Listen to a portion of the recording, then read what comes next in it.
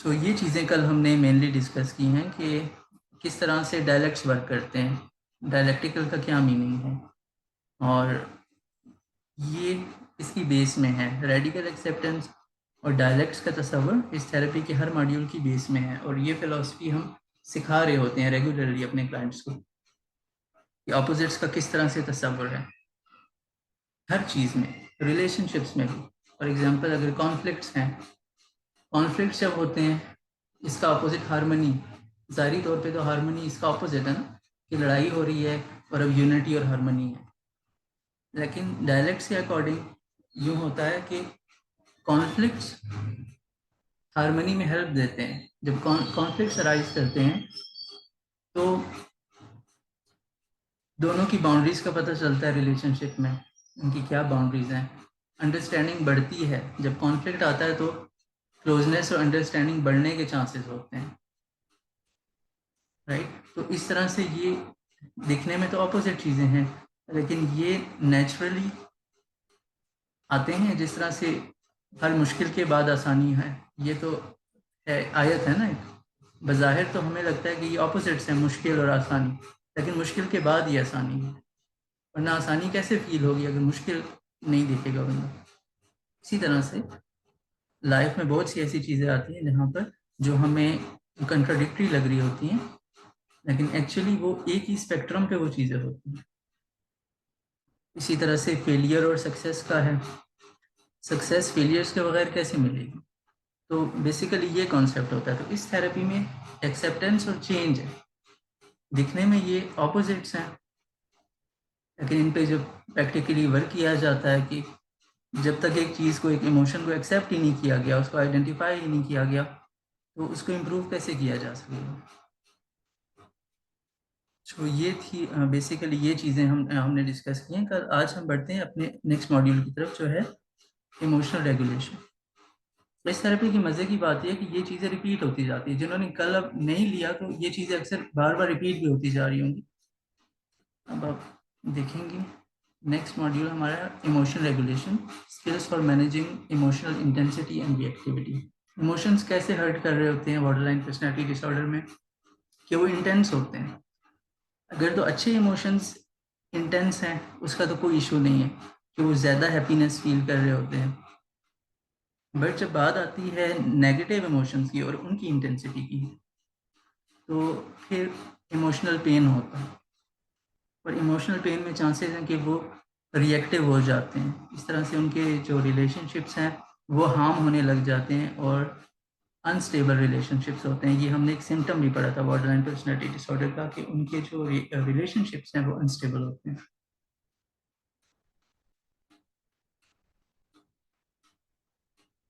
So emotional regulation और भी therapies में होता है जो इमोशन फोकस थेरेपीज़ होती हैं, लेकिन जिस तरह का कॉन्सेप्ट डॉक्टर मार्शल एनन ने पेश किया है ये रिसर्च बेस्ड भी है और इसका बहुत अच्छा एविडेंस मौजूद है। जैसे कि हम कल डिस्कस कर रहे थे कि 77% लोग जब इस थेरेपी में एंटर होते हैं और 1 साल तक वो इसका हिस्सा बने रहते हैं, 77% लोग इस हद तक ट्रीट हो जाते हैं कि उनमें वो सिम्टम्स रहते ही नहीं हैं कि उन्हें border line personality disorder diagnose किया जा सके।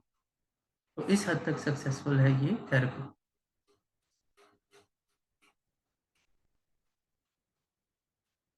कौन सी स्किल्स हो सकती हैं इमोशन को रेगुलेट करने के लिए।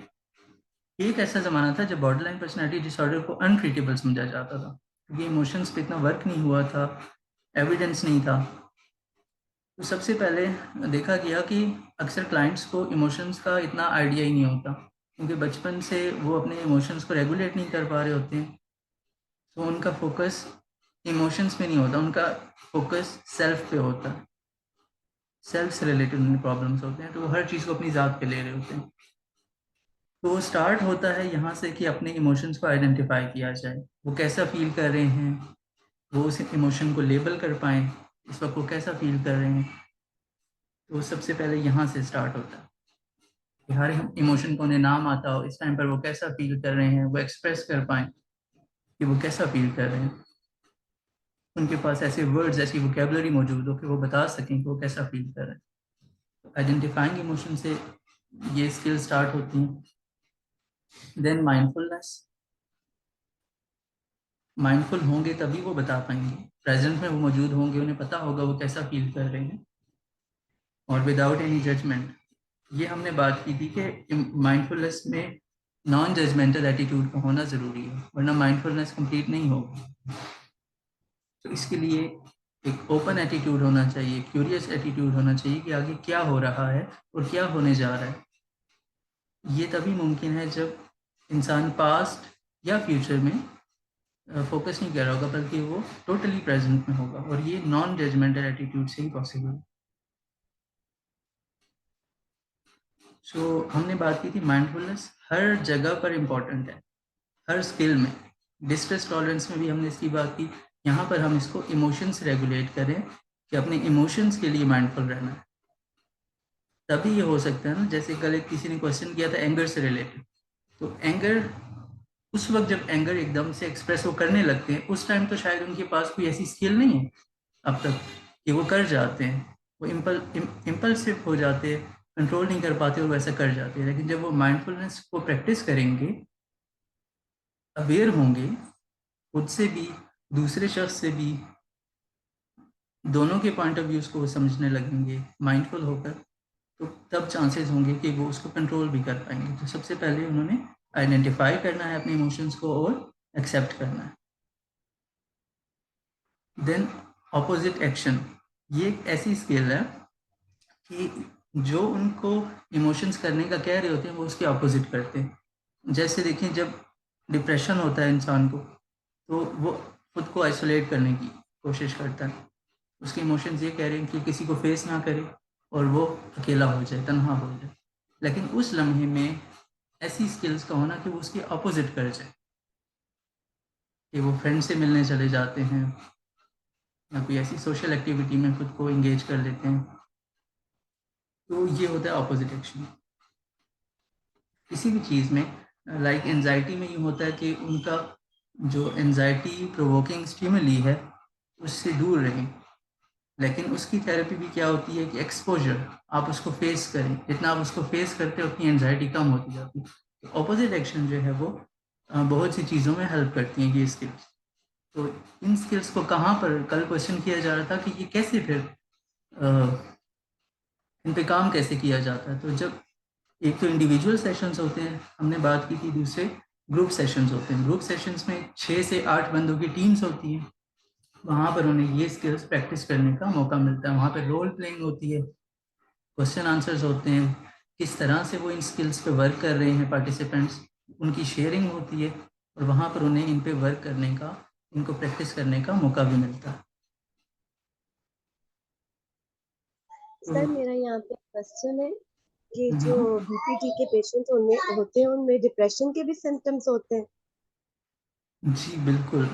जो बॉर्डरलाइन पर्सनैलिटी डिसऑर्डर इस तरह का डिसऑर्डर है, इनमें anxiety, depression, eating disorders, panic attacks, इस तरह के सिम्टम्स पाए जाते हैं। ऐसा लगता है कि इन ये मिस डायग्नोज भी अक्सर हो जाते हैं कि ये बाइपोलर तो नहीं है, कहीं कहीं इनको पीटीएसडी तो नहीं है, क्योंकि अक्सर ने ट्रॉमा भी फेस किया होता है।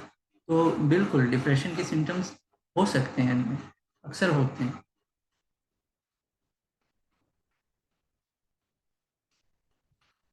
देन प्रॉब्लम सॉल्विंग, हमने बात की थी कि डिसीजन मेकिंग में थोड़ा सा इन्हें प्रॉब्लम होता है, और जो ब्रेन का फ्रंट एरिया है वहाँ पे कुछ कम एक्टिविटी होती है। ये प्रॉब्लम्स को सॉल्व नहीं कर पा रहे होते हैं। लेकिन हम जानते हैं कि प्रॉब्लम सॉल्विंग भी एक स्किल है। जैसे जैसे वो इस स्किल को सीखते जाते हैं, प्रॉब्लम्स को ग्रुप सेटिंग्स में सॉल्व करते रहते हैं, उसी तरह से फिर वो रियल लाइफ में भी, अपने घर पे भी ये स्किल्स अप्लाई कर सकते हैं। तो प्रॉब्लम सॉल्विंग किसी भी सिचुएशन से रिलेटेड हो, चाहे अपने इमोशंस को मैनेज करने में, चाहे एंगर मैनेजमेंट में, चाहे रिलेशनशिप्स मैनेजमेंट में, जो भी प्रॉब्लम्स अराइज करते हैं वो वहाँ पे डिस्कस करते हैं, और किस तरह से उनको सॉल्व कर सकते हैं। पहले वो सॉल्यूशंस ब्रेनस्टॉर्मिंग होती है कि इसके क्या क्या सॉल्यूशंस हो सकते हैं, फिर जो बेस्ट सॉल्यूशन होगा उस पर वो वर्क करते हैं, और इस तरह से अपनी इस स्किल को इम्प्रूव करते जाते हैं। सेल्फ सूदिंग, जो पिछला मॉड्यूल था उसमें भी थी ये बात, जब वो डिस्ट्रेस को टॉलरेट करना सीख रहे थे। यहाँ पर भी है सेल्फ सूदिंग। सेल्फ सूद जब वो करेंगे तो वो अपने इमोशंस को बेहतर अंदाज में रेगुलेट कर पाएंगे। सेल्फ सूदिंग क्या थी? कोई भी ऐसी एक्टिविटी है, चाहे वो सेल्फ केयर है, जो उन्हें सूदिंग फील कराती है। अब ये इंडिविजुअल के हिसाब से भी हो सकती है कि उनके लिए कौन सी चीज़ ऐसी है जिससे वो सूदिंग फील करते हैं। ये डिफरेंट भी हो सकती है हर बंदे के लिए। तो अक्सर ऐसा है कि वार्म बाथ या cold shower, listening to soothing music, या कोई कलाम जो उन्हें पसंद हो, एक्सरसाइज से भी अच्छा फील करते हैं अक्सर। सो सेल्फ सूदिंग के लिए इस तरह की एक्टिविटीज़ की जा सकती हैं, या रेस्ट करके भी सेल्फ को सूद किया जा सकता है। यहाँ पर कुछ और कामिंग टेक्निक्स हैं। Read a book, ask for hugs, build positive experiences.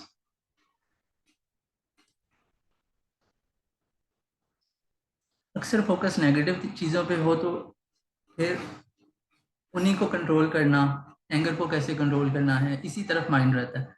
लेकिन जब खुद से इंटेंशनली पॉजिटिव एक्सपीरियंसेस बिल्ड करने की कोशिश की जाती है जिससे वो इंजॉय कर सकते हैं, राइट, तो ये एक अलग कॉन्सेप्ट होता है।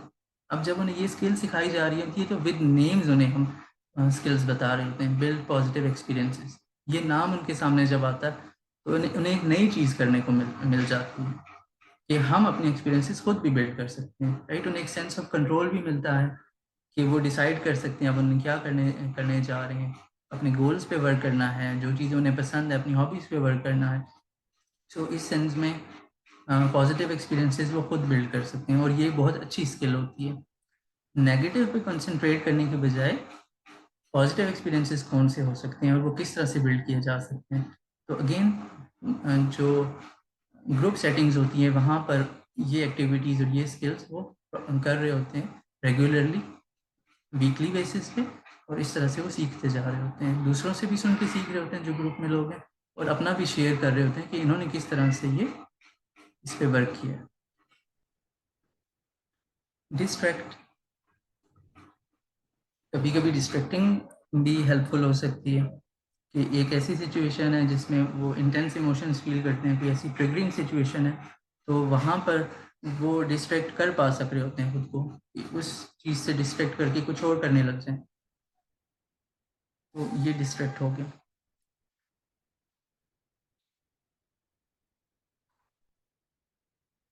Check the facts. अक्सर ऐसा होता है कि जो इमोशंस होते हैं उनके पीछे कोई नेगेटिव थॉट्स होती हैं। देखिए, हमने बात की थी कि डायरेक्टली हम इनके ऊपर सीबीटी अप्लाई नहीं कर सकते, लेकिन जब ये गुजर आए हैं, एक्सेप्टेंस, रेडिकल एक्सेप्टेंस, ये चीज़ें सीख कर, माइंडफुलनेस का मॉड्यूल लेकर, अब हम चेक द फैक्ट्स पे बात कर सकते हैं। लेकिन आपने ये चीज़ नोटिस की होगी, यहाँ पे चेक द फैक्ट्स की बात हो रही है। ये नहीं कहा जा रहा कि नेगेटिव थिंकिंग को आपने चैलेंज करना है। इस स्किल का नाम रखा गया चेक द फैक्ट्स, कि अब वो नेगेटिव फील तो कर रहे हैं लेकिन फैक्ट्स को देखें। क्या जो वो फील कर रहे हैं, क्या जो थॉट्स जो डिस्टर्ब जो उन्हें कर रही हैं, क्या वो दुरुस्त भी हैं? तो अक्सर ये होता है जो नेगेटिव इमोशंस होते हैं, जब उन सिचुएशंस को चेक किया जाता है तो वो फैक्ट्स के खिलाफ होती हैं, वो इलॉजिकल होती हैं, और उनमें कोई सच्चाई नहीं होती। अक्सर उन्होंने वो ऐसा एज्यूम किया हुआ होता है, मिस इंटरप्रिटेशन होती हैं वो। तो जब वो फैक्ट्स को चेक करते हैं तो उन्हें एक दुरुस्त पर्सपेक्टिव मिल जाता है कि अच्छा, सूरत हाल तो इस तरह से थी लेकिन वो उन्हें इस तरह से देख रहे थे। तो इससे उनकी जो नेगेटिव इमोशंस हैं या जो इंटेंस इमोशंस हैं, उनकी इंटेंसिटी में कमी हो सकती है। मास्टरी बिल्ड करना। अब मास्टरी क्या होती है कि जो भी स्किल उन्हें पसंद है, जो भी टास्क उन्हें पसंद है, अगर उनसे उन्हें अकम्पलिशमेंट का सेंस मिलता है और कॉम्पिटेंस का सेंस मिलता है, दिस इज बिल्डिंग मास्टरी। कोई भी चीज़ हो सकती है जो उनकी फेवरेट है, जो वो करना चाहते हैं लाइफ में, तो जब वो उसको करते जाते हैं और एक तरह से मास्टरी बिल्ड करते जाते हैं, हर वीक वो अपनी प्रोग्रेस बता सकते हैं कि वो उस चीज़ को आगे लेकर चलते गए हैं और उन्होंने उसमें ये न्यू चीज़ सीखी है। सो बिल्डिंग मास्टरी भी एक तरह से उन्हें कॉन्फिडेंस देती है और उनकी इमोशंस इजीली रेगुलेट हो पाते हैं। देन वैलिडेट इमोशंस, हमने बात की थी बॉर्डरलाइन पर्सनालिटी डिसऑर्डर में सबसे इम्पॉर्टेंट चीज़ वैलिडेशन होती है। उन्हें बचपन में वैलिडेशन नहीं मिली होती, एक्सेप्टेंस नहीं मिली होती है कि उनके इमोशंस को एक्नॉलेज नहीं किया गया होता और एक्सेप्ट नहीं किया गया होता। तो यहाँ पे थेरेपिस्ट हमने बात की थी कि वो एज अ पेरेंट भी होता है। यहाँ पर इस चीज़ को रीपेरेंटिंग कहते हैं। एक दफ़ा तो उनकी पेरेंटिंग हो चुकी है, लेकिन अब therapist as a mentor, as a parent उनके इमोशंस को वैलिडेट कर रहा होता है और उन्हें दूसरों के इमोशंस को भी वैलिडेट करना सिखा रहा होता है। वैलिडेशन का कॉन्सेप्ट बहुत इंपॉर्टेंट होता है। तो वैलिडेशन का हमेशा ये मतलब भी नहीं होगा कि एग्री किया जाए। हमने तो बात की एक्नॉलेज करना, एक्सेप्ट करना। एग्री किस तरह से ना किया जाए, लाइक क्लाइंट ने एंगर शो कर दिया अपने घर पे या जो ग्रुप सेशन था उसके अंदर कहीं पे उसने एंगर शो कर दी फॉर एग्जांपल। तो हम क्या कर सकते हैं एज अ थेरेपिस्ट, हम उसे एक्सेप्ट करके उससे डिसएग्री कैसे कर सकते हैं। देखें, उसने एंगर शो कर दिया, अब हम उसके एंगर को वैलिड समझ सकते हैं कि ऐसी सिचुएशन में, ऐसे सर्कमस्टांसेस में एंगर आ सकता है, ठीक है। लेकिन इसका ये मतलब नहीं कि हम उससे एग्री भी कर रहे हैं कि ये कोई अच्छी चीज़ है। वी आर एक्सेप्टिंग दैट कि ये समझा जा सकता है ये इमोशन, ठीक है। तो इस चीज़ को वो अपनी रिलेशनशिप्स में यूज़ कर सकते हैं कि अगर उन्हें ऐसा फील हुआ कि उनके पार्टनर ने उनके साथ वो एंग्री बिहेवियर था या मिसबिहेव किया है, तो वो एट द सेम टाइम उससे एक्सेप्ट कर सकते हैं लेकिन डिसएग्री कर सकते हैं। इस तरह से इमोशन रेगुलेट हो सकते हैं। यहाँ पर रूमी की एक कोटेशन है जहाँ पर वो इंसान को एक गेस्ट हाउस के तौर पर देखते हैं। देखें, इन क्लाइंट्स के साथ कोटेशंस और एक्रोनिम्स, कोई स्किल्स जो है वो एक्रोनिम्स के तौर पर पेश की जाएं, शॉर्टकट्स के तौर पर, तो वो फिर उन्हें याद रहती है और उन्हें मालूम होता है कि किस तरह से वर्क करना है। तो ये चीज़ें भी इंपॉर्टेंट होती हैं। कल भी हमने एक कोटेशन की बात की थी, हमने उससे देखा था। ये एक और कोटेशन है मौलाना रूमी की, इसमें वो एक इंसान को एक गेस्ट हाउस के तौर पर देखते हैं कि हर सुबह एक उसमें न्यू अराइवल होता है इमोशंस का। कभी खुशी आती है, कभी डिप्रेशन, कभी कोई मीननेस। तो ये इमोशंस एक अनएक्सपेक्टेड विजिटर के तौर पर आते हैं। नहीं, उन्हें तो नहीं पता होता कि कौन सा इमोशन आ रहा है, कोई भी आ सकता है, किसी भी वक्त आ सकता है। रूमी कहते हैं कि आप उन तमाम को वेलकम करें और एंटरटेन करें। ये है रेडिकल एक्सेप्टेंस, कि हर तरह के इमोशन को वेलकम किया जा रहा है। फिर रूमी कहते हैं, काइंडली अपना माइक ऑफ कर लीजिए। फिर रूमी कहते हैं कि आपने इनको एक्सेप्ट तो कर लिया, आपने इनको एक्सेप्ट कर लिया। अब आप ये समझें कि ये इमोशंस अगर कोई अच्छे इमोशंस को बाहर भी ले जा रहे हैं, इनकी वजह से आपकी अच्छी फीलिंग्स आपसे दूर हो रही हैं, तो आपने फ्रस्ट्रेट नहीं होना, बल्कि आप इसको इस अंदाज में समझें कि ये आपने फिर भी उन्हें ऑनेस्टली ट्रीट करना है, क्योंकि शायद ये जो आपको क्लियर कर रहे हैं अच्छे इमोशन से, तो कोई न्यू डिलाइट आपके लिए आ रही है। जो ये आपको क्लियर कर रहे हैं तमाम इमोशन से, जो जब सारे इमोशंस चले जाएंगे तो नेचर की तरफ से कोई न्यू डिलाइट आने वाली है। सो रूमी इस तरह से वैलिडेशन और रेडिकल एक्सेप्टेंस को एक्सप्रेस कर रहे हैं अपनी इस कोटेशन में। इमोशन रेगुलेशन की कुछ और डिटेल्स हैं जिन्हें समझना ज़रूरी होता है। अक्सर देखा जाता है ना कि सप्रेस किया जा रहा होता है इमोशंस को।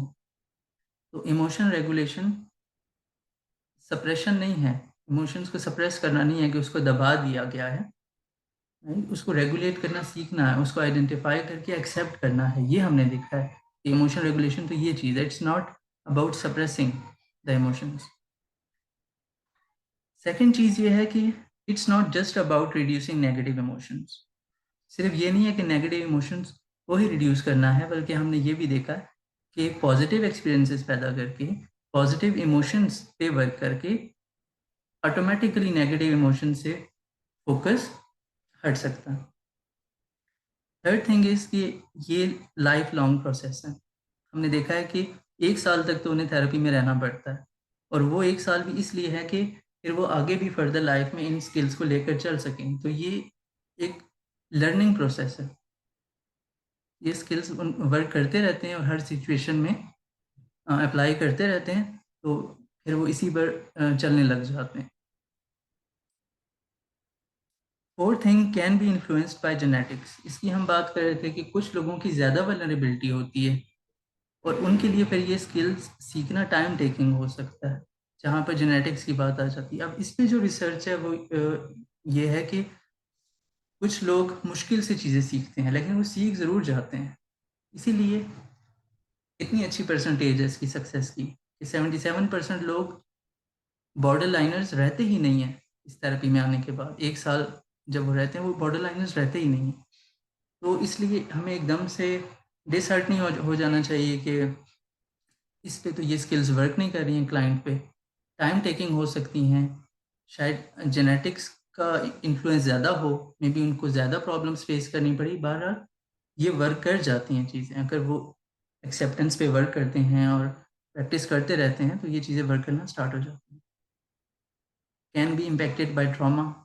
ये भी उसी तरह से जेनेटिक्स की बात जैसे हम करें, इसका भी ये मीनिंग है कि ट्रॉमा जिन्होंने फेस किया है, हो सकता है कि उन्हें ज़्यादा प्रॉब्लम्स फेस करें वो इन स्किल्स को सीखने में, वो ज़्यादा टाइम टेकिंग हो उनके लिए, लेकिन फिर भी हो सकती हैं। अच्छा, यहाँ पर एक और क्वेश्चन भी रेज होता है कि जो ट्रामा से इम्पेक्टेड लोग हैं, क्या उन्हें पहले ट्रॉमा थेरेपी में जाना चाहिए या पहले उन्हें ये थेरेपी लेनी है? अगर वो बॉर्डर लाइनर्स हैं या सेल्फ हार्म, तो ट्रॉमा थेरेपी में डायरेक्टली जाना दुरुस्त नहीं समझते हैं क्लिनिकल साइकोलॉजिस्ट, कि जब वो 1 साल यहाँ पर लगा चुके हों और ये स्किल्स वो सीख चुके हों, तब तब जब वो ट्रामा थेरेपी में जाएंगे, जैसे कि EMDR या ट्रामा फोकस CBT, तो तब उन्हें बेहतर रिजल्ट्स मिलेंगे।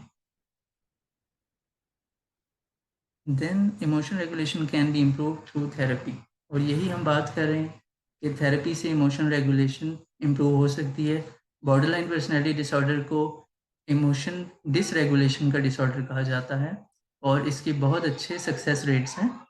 सो इमोशन रेगुलेशन थेरेपी के थ्रू इम्प्रूव हो सकती है। नेक्स्ट मॉड्यूल है, और ये बहुत इंपॉर्टेंट है, कि किस तरह से रिलेशनशिप्स को इम्प्रूव किया जा सकता है और कम्युनिकेशन को। कल जो क्वेश्चंस थे वो भी इस तरह के ही थे कि एंगर को किस तरह से मैनेज करना है। सो इंटरपर्सनल इफेक्टिवनेस स्किल्स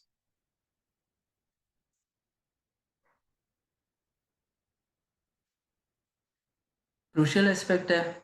देखिए ना, रिलेशनशिप्स में क्या होता है, हमारी अपनी बाउंड्रीज होती हैं, हमारी अपनी नीड्स होती हैं। फिर जो हमारे सामने शख्स है, चाहे वो हमारा पार्टनर है, चाहे वो कोलीग है एट वर्क, चाहे वो फैमिली है, तो उनसे किस तरह का रिलेशन है, क्या हम अपनी नीड्स बाउंड्रीज उनके सामने रख पा रहे हैं, वो हमसे किस तरह से ट्रीट करें, क्या हम इस चीज़ को देख पा रहे हैं, कि हम कम्युनिकेट कर पा रहे हैं कि हमें ये चीज़ एक्सेप्टेबल और ये चीज़ एक्सेप्टेबल नहीं। तो ये स्किल्स जो हैं वो DBT में बहुत इंपॉर्टेंट होती हैं। देखते हैं कौन सी स्किल्स इसमें शामिल हैं। Objective effectiveness number 1। सबसे पहले इंसान को अपना गोल पता होना चाहिए। अब जो क्लाइंट हैं उन्हें ये मालूम हो कि उनका लाइफ में ऑब्जेक्टिव क्या है, उनके क्या गोल्स हैं। तो जब उसको प्रायोरिटाइज करते हैं, उन्हें इस चीज़ का इल्म होता है कि उन्होंने क्या करना है, तो किस तरह से बेस्ट वे में अपने ऑब्जेक्टिव्स को उन्होंने अचीव करना है। So this thing is known as, ये जो स्किल है, ऑब्जेक्टिव इफेक्टिवनेस। अपनी जो अपने गोल्स हैं उन पे कैसे वर्क करना है और उन्हें कैसे कम्युनिकेट करना है। देन रिलेशनशिप इफेक्टिवनेस, जो सामने वाला शख्स है उनकी, जिसके साथ रिलेशन की बात हो रही है, अब उसके गोल्स क्या हैं। हमने बात की कि ये पर्सपेक्टिव्स को नहीं समझ पा रहे होते हैं, तो जब उन्हें इस स्किल के ज़रिए मालूम होता है कि हमने अपने गोल्स पे भी वर्क करना है, उन पे भी हमारा फोकस होना चाहिए, और दूसरों के भी गोल्स उनके लिए उतने ही इम्पोर्टेंट है। सो इस तरह से उनकी इंटरपर्सनल इफेक्टिवनेस स्किल्स जो है वो इम्प्रूव होती जाती हैं। तो जहाँ पर हिस्ट्री ऑफ कॉन्फ्लिक्ट्स हों, जिस तरह के बॉर्डरलाइन पर्सनैलिटी डिसऑर्डर में होती है, कॉन्फ्लिक्ट्स का ही तो इशू होता है, इमोशंस ही तो मैनेज नहीं कर पा रहे होते, एंगर होता है, फ्रस्ट्रेशन होती है। तो जब वो दूसरे के पॉइंट ऑफ व्यू को भी देखने लगते हैं कि अच्छा उनकी भी कुछ गोल्स हैं, उनकी भी रिस्पॉन्सिबिलिटीज़ हैं, वो भी मुश्किल टाइम से गुजर रहे हैं, तो इस तरह से वो एम्पैथी उनमें भी आती जाती है और सिचुएशंस एक डिफरेंट एस्पेक्ट से वो देख पाते हैं। Self respect effectiveness. अब हम बात करें अपनी नीड्स की, अपनी बाउंड्रीज की, तो उन क्लाइंट्स की जो सेल्फ रिस्पेक्ट है, उनकी तरफ, उसकी तरफ उनका फोकस हो कि हमारी सेल्फ रिस्पेक्ट ये है और हम अपनी नीड्स को प्रायोरिटाइज करें, हमारे ये गोल्स हैं और हम असर्टिव बन रहे हैं। असर्टिवनेस स्किल्स भी यहाँ सिखाई जा रही होती हैं कि किस तरह से आप अपने लिए बात कर सकते हैं। This is an aspect of self respect कि जब आपने पहले से एक चीज़, अपनी बाउंड्री सेट की हुई है, अपनी नीड्स आपने कम्युनिकेट की हुई हैं, तो फिर कम चांसेस होंगे कि आपको कोई हर्ट कर सकेगा या आपकी बाउंड्रीज को क्रॉस करेगा, क्योंकि आपने पहले से वो चीज़ें कम्युनिकेट की हुई होंगी। डायलेक्टिकल थिंकिंग यहाँ पर भी इम्पोर्टेंट है, यानी दोनों एस्पेक्ट्स को देखना, जो क्लाइंट्स के अपने एस्पेक्ट्स हैं और जो जिनके साथ रिलेशन है उनकी दोनों पर्सपेक्टिव्स को देखना। यहाँ पर डायलेक्टिकल थिंकिंग यहाँ पर भी हेल्पफुल हो सकती है। उन्हें तो स्टार्ट में ये लग रहा होगा जो हमारी नीड्स हैं, हमारी जो चीज़ें हैं वो ज़्यादा इंपॉर्टेंट है, जिस तरह हमारे लिए इंपॉर्टेंट है उनके लिए भी हमारी ही इंपॉर्टेंट होनी चाहिए, जबकि ऐसा तो रियल लाइफ में नहीं होता, गिव एंड टेक होता है ना।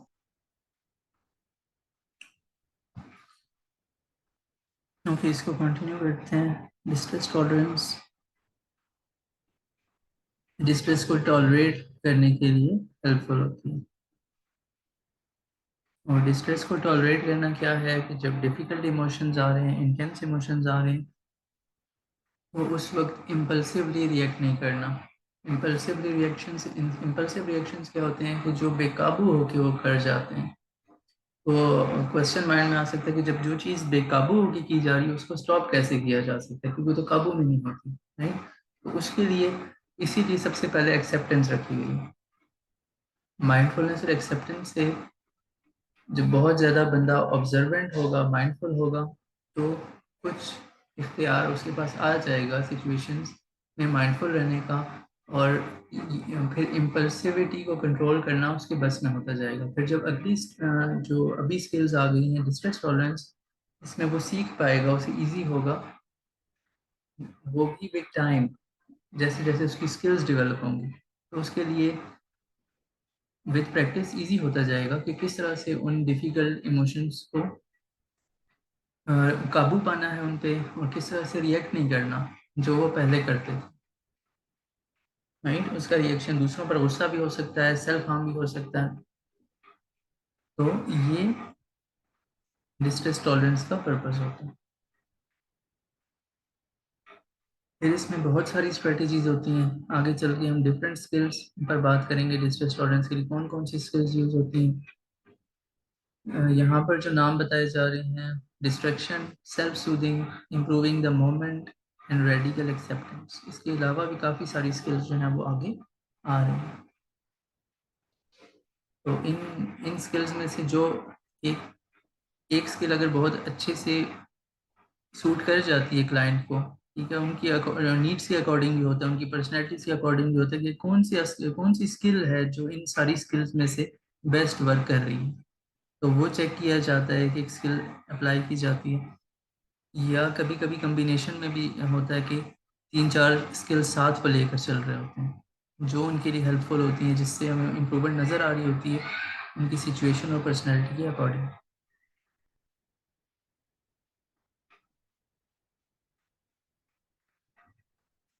डिस्ट्रेस टॉलरेंस के लिए प्रैक्टिस चाहिए होती है, जैसे कि हम बार बार बात करेंगे, स्किल बेस्ड थेरेपी है, राइट। बिहेवियरल थेरेपी है, तो बिहेवियरल थेरेपी का ये मीनिंग होता है कि ये बिहेवियर्स को कंट्रोल करने के लिए, जो स्ट्रेस में आके उनके शदीद बिहेवियर्स होते हैं। हमने इंटेंस इमोशंस की बात की है, लेकिन इंटेंस इमोशंस सेल्फ हार्म लेके आ रहे हैं, इंटेंस एंगर लेके आ रहे हैं और सुसाइडल बिहेवियर लेके आ रहे हैं, तो ये सारे बिहेवियर्स हैं। तो बिहेवियर्स को, जो इंटेंस बिहेवियर्स हैं, जो हार्मफुल बिहेवियर, उनको टैकल करने के लिए भी हमें फिर स्किल सेट चाहिए होगा। तो इन स्किल्स को सीखने के लिए प्रैक्टिस चाहिए होती है। और हमने जैसे कि बात की, इसमें ग्रुप्स भी अवेलेबल होते हैं। फर्स्ट तो इंडिविजुअल सेशंस होते हैं, फिर ग्रुप में ट्रेनिंग भी होती है, उसका हिस्सा भी बनना ज़रूरी होता है। और जो हमने बात की 6 मंथ्स का ड्यूरेशन होता है, 24 वीक्स और 6 मंथ्स का। तो इसमें अगर रेगुलरली कोई पेशेंट 4 वीक्स नहीं आता, नहीं अटेंड करता, या तो इंडिविजुअल सेशंस या ग्रुप सेशंस कंसेक्यूटिवली वो अटेंड नहीं करता, तो उसे ड्रॉप आउट कर दिया जाता है। फिर वो आगे सेशंस में नहीं आ पाएगा, क्योंकि ये प्रैक्टिस बेस्ड है। और अगर इसमें इस तरह से गफलत बरती जाएगी तो फिर थेरेपिस्ट तो जिम्मेदार नहीं होगा।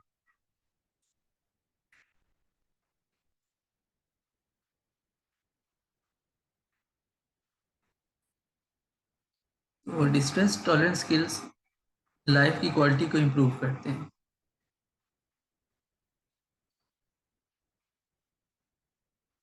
डिस्ट्रेस लाइफ से ख़त्म होगा। सबसे ज़्यादा प्रॉब्लमेटिक चीज़ वहाँ पे क्या है कि वो मुश्किल सिचुएशंस को नहीं फेस कर पा रहे, और उससे वो घबरा जाते हैं, उसकी वजह से हार्मफुल बिहेवियर्स होते हैं, खुद के साथ भी होते हैं, दूसरों के साथ भी होते हैं।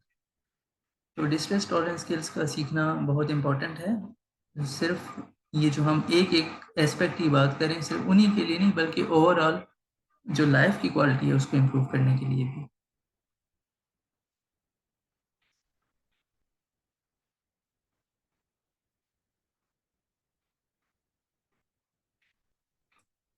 क्योंकि अब यहाँ पर स्किल्स आ गई हैं।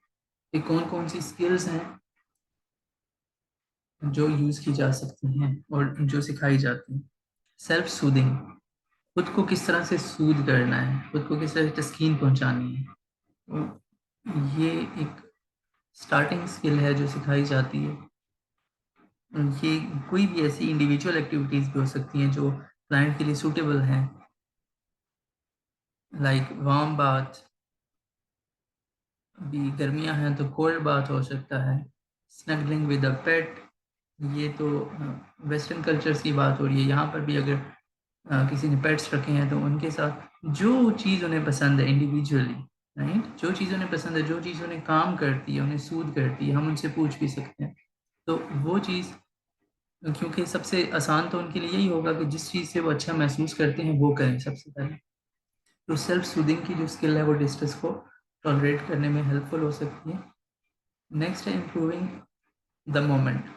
अब जब क्लाइंट को ये चीज़ें नाम से याद होती हैं ना, हर स्किल सेट में से चार चार चीज़ें उनको याद हैं, अगर उनके माइंड में ये कॉन्सेप्ट बैठ जाता है तो चांसेस आर देयर कि वो उस पर काम करते भी हैं। इसीलिए ये बार बार चीज़ें रिपीट होती रहती हैं। इम्प्रूविंग द मोमेंट, लम्हे को इम्प्रूव कैसे करना है। जब वो लम्हे को इम्प्रूव कर सकेंगे, इस लम्हे को बेहतरीन बना सकेंगे, तो चांसेस आर देयर कि जब वहाँ पर कोई मसला आएगा, जब डिस्ट्रेस आएगा, तो वो उस लम्हे को भी इम्प्रूव कर पाएंगे। तो ये भी एक प्रैक्टिस है। तो किस तरह से इम्प्रूव किया जा सकता है इस लम्हे को? अगर इस लम्हे को भी इम्प्रूव कर सकते हैं तो ओवरऑल सिचुएशन को भी इम्प्रूव कर सकते हैं। Going for a walk, calling a friend, कोई भी ऐसी चीज़ जो इंजॉयबल है उनके लिए वो कर लें। जो चीज़, हर इंसान को कोई ना कोई चीज़ तो पसंद होती है ना, तो वो लम्हे को बेहतरीन तरह से वो गुजार सकते हैं। इम्प्रूविंग द मोमेंट, जब स्किल उनको इसका नाम याद होगा, जब आप उनसे क्वेश्चन करेंगे या आपने अप्लाई की है, वो आपको नेक्स्ट सेशंस में फिर बताते हैं कि उन्होंने इस तरह से किया था। तो ये भी एक बहुत अच्छी डिस्ट्रेस टॉलरेंस स्किल है। देन रेडिकल एक्सेप्टेंस, इसकी हम ऑलरेडी बात कर चुके हैं कि माइंडफुलनेस में भी हम इसकी बात कर चुके हैं। रेडिकल एक्सेप्टेंस क्या है कि जो रियलिटी जिस तरह से आप उसको एक्सेप्ट कर लें।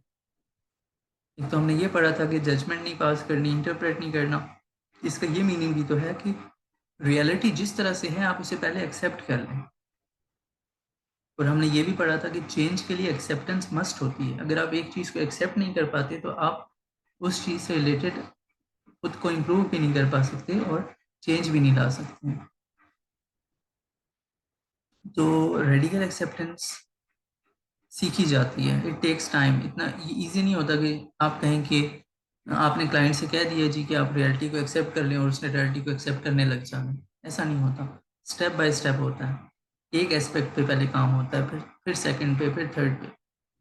तो ये एक मुश्किल स्किल हो सकती है, इस पे टाइम लग सकता है, लेकिन थेरेपिस्ट की हेल्प के साथ ये मुमकिन हो सकता है कि किस तरह से रियलिटीज़ को एक्सेप्ट किया जाए। उनकी जो वो जो बात कर रहे होंगे वो इंटेंस इमोशंस वाले क्लाइंट्स हैं, वो सुसाइडल बिहेवियर, सेल्फ हार्म से रिलेटेड उनके सिम्टम्स हैं। तो उन पर जब आप वर्क करेंगे तो आपने तो पहले तो वो खुद को एक्सेप्ट करना सीखेंगे, अपनी थॉट्स और फीलिंग्स पे पहले वर्क। इसी वजह से, चूंकि ये सेल्फ से रिलेटेड प्रॉब्लम्स थे, इसलिए माइंडफुलनेस का तस्वर, सेल्फ को एक्सेप्ट करने का, जज ना करने का तस्वर सबसे पहले आया था। जब वो चीज़, उन चीज़ों से वो गुजर चुकेंगे, तब फिर वो डिस्ट्रेस टॉलरेंस की तरफ आएंगे, और तभी वो इन चीज़ों को आसानी से समझ पाएंगे, वरना स्टार्ट में तो उन्हें एकदम से वो नहीं पिक कर पाएंगे। और यही वजह है कि इस थेरेपी का जो ड्यूरेशन है वो लॉन्ग है।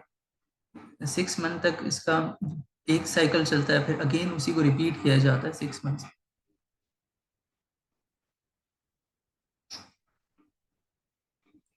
क्राइसिस सर्वाइवल स्किल्स, मुश्किल आ जाए तो कैसे सर्वाइव करना है, तो उसके लिए स्किल सेट सिखाया जाता है। यानी आपने किसी की हेल्प लेनी है, कैसे हेल्प लेनी है। अक्सर तो वो अकेलेपन का शिकार होते हैं, तो किस तरह से हेल्प लेनी है, किस से हेल्प लेनी है, या अगर उस टाइम पे हेल्प नहीं लेनी, फॉर एग्जांपल कोई ऐसा टाइम है जब आप हेल्प नहीं ले सकते, तो कोप किस तरह से करना है, प्रॉब्लम को किस तरह से सॉल्व करना है, सेफ्टी प्लान कैसे बनाना है। तो इसमें अक्सर कोई बेस्ट फ्रेंड होता है या कोई फेवरेट पर्सन होता है, तो उससे कांटेक्ट किया जाता है, उससे उन्हें कांटेक्ट करने का बताया जाता है कि क्राइसिस में आपने इस तरह करना है, तो फिर सिचुएशन हैंडल हो सकती है। क्योंकि हम इमोशंस, उन इमोशंस की बात करें जो बहुत इंटेंस हैं, जो ऐसी सिचुएशन में ले जा सकते हैं उस क्लाइंट को कि जहाँ पर उसका खुद पर बस नहीं होता। वो ऐसे इमोशनल पेन में जा सकता है कि वो खुद को हर्ट कर सकता है। तो इसलिए ये स्किल्स बहुत इंपॉर्टेंट होती हैं, और इस पर डिफरेंट वेज में, जैसे हमने बात की थी, इस पे बात की जाती है, ये बार बार रिमाइंड किया जाता है, ये टीच की जाती हैं स्किल्स, इंडिविजुअल सेशंस में भी, ग्रुप ग्रुप सेशंस में भी। वहाँ पर जो क्लाइंट्स हैं एक दूसरे से शेयर करते हैं कि किस तरह से उन्होंने हेल्प ली थी, तो वहाँ पर उन्हें इन स्किल्स पे प्रैक्टिस करने का भी चांस मिल जाता है।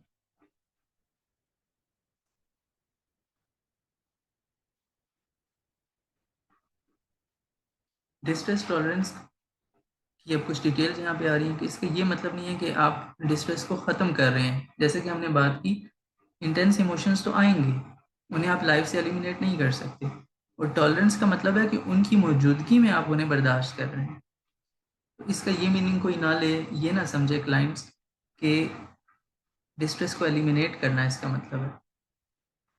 तो ये डिस्ट्रेस को एक्सेप्ट करना है, उसको एलिमिनेट नहीं करना, और साथ में ऐसी स्किल सीखनी है कि वो आपको कम से कम हर्ट कर सके। क्योंकि डिस्ट्रेस तो नॉर्मली लाइफ में होता है, ऐसा नहीं हो सकता कि लाइफ डिस्ट्रेस फ्री हो जाए। सो हम किस तरह से डिस्ट्रेस को कोप करते हैं हेल्दी वे में, ये चीज़ मैटर करती है, और यही डिस्ट्रेस टॉलरेंस का मीनिंग है। ये लर्न स्किल है, इस पर भी हम बात कर चुके हैं, ये प्रैक्टिस के साथ सीखी जाती है। खासकर अगर जो क्लाइंट्स हैं बॉर्डरलाइन पर्सनैलिटी डिसऑर्डर की, हमने बात की थी कि इसमें अक्सर ट्रॉमा होता है, हिस्ट्री में उनकी ट्रॉमा मौजूद होता है। तो इस तरह की कंडीशंस में किस तरह से डिस्ट्रेस को टॉलरेट किया जाए, तो इसलिए ये सारी स्किल्स यहाँ पे सिखाई जा रही हैं। राइट, तो ये एक स्किल सेट है, इस पे वर्क किया जाएगा, इसको प्रैक्टिस किया जाएगा, और ये सीखी जाएगी।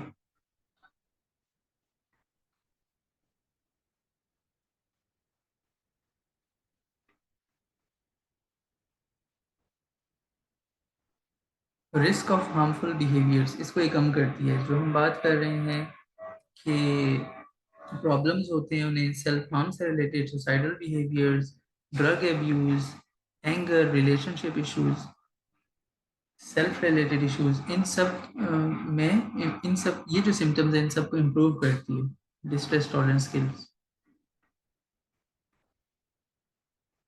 रिलेशनशिप्स को इम्प्रूव कर सकती है। जब उन्हें डिस्ट्रेस की वजह से उनके रिलेशनशिप डिस्टर्ब हो रहे हैं तो सिचुएशन को हैंडल नहीं कर पा रहे होते हैं और गुस्सा कर जाते हैं, जो हमने स्प्लिटिंग की भी कल बात की थी। सो रिलेशनशिप्स को इम्प्रूव करने के लिए डिस्ट्रेस टॉलरेंस बहुत हेल्पफुल होती है। और डिस्ट्रेस टॉलरेंस का ये भी है कि अवॉइडेंस नहीं है कि आप डिस्ट्रेस को अवॉइड कर रहे हैं। हर टाइम आप डिस्ट्रेस को अवॉइड भी नहीं कर सकते, कभी ना कभी आपको उसका सामना करना पड़ जाता है, इसलिए डिस्ट्रेस टॉलरेंस स्किल्स इंपॉर्टेंट होती हैं।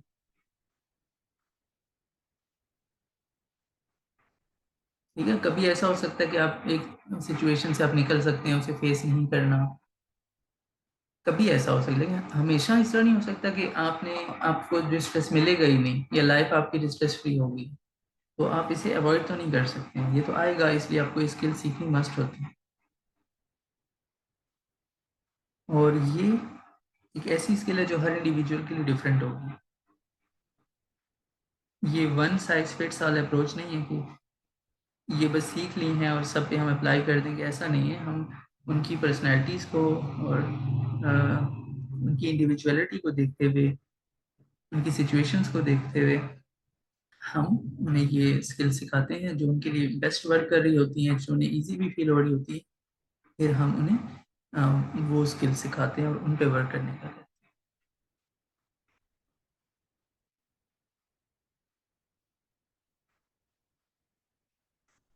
डिस्ट्रेस टॉलरेंस में भी एक्सेप्टेंस एंड चेंज मौजूद होती है। कल हमने बात की थी डायलेक्टिकल थिंकिंग की, यानी ऑपोजिट चीज़ें जो बाज़ाहिर ऑपोजिट होती हैं लेकिन वो एक दूसरे के लिए ज़रूरी होती हैं, जैसे कि दिन और रात, जिंदगी और मौत,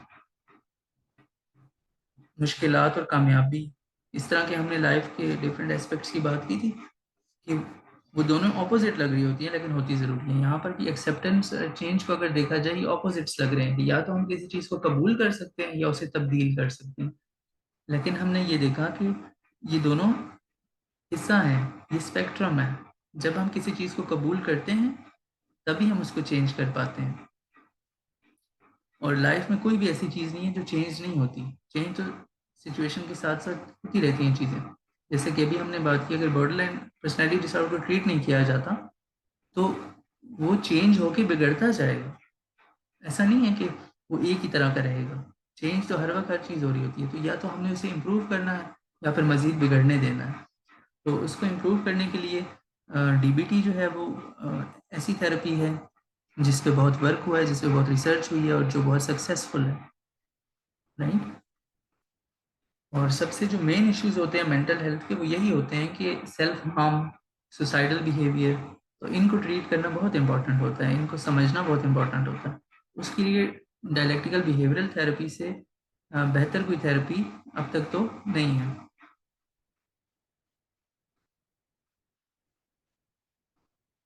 तो एक्सेप्टेंस एंड चेंज, पहले तो एक्सेप्ट करना पड़ेगा।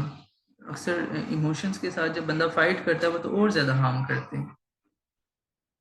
जब इमोशंस को एक्सेप्ट किया जाता है तो स्लोली फिर आगे जाकर बंदा लाइफ की सिचुएशंस पे वर्क करता है, अपनी ज़ात पे वर्क करता है, रिलेशनशिप्स पे वर्क करता है, ओवरऑल इमोशंस मैनेज होते चले जाते हैं।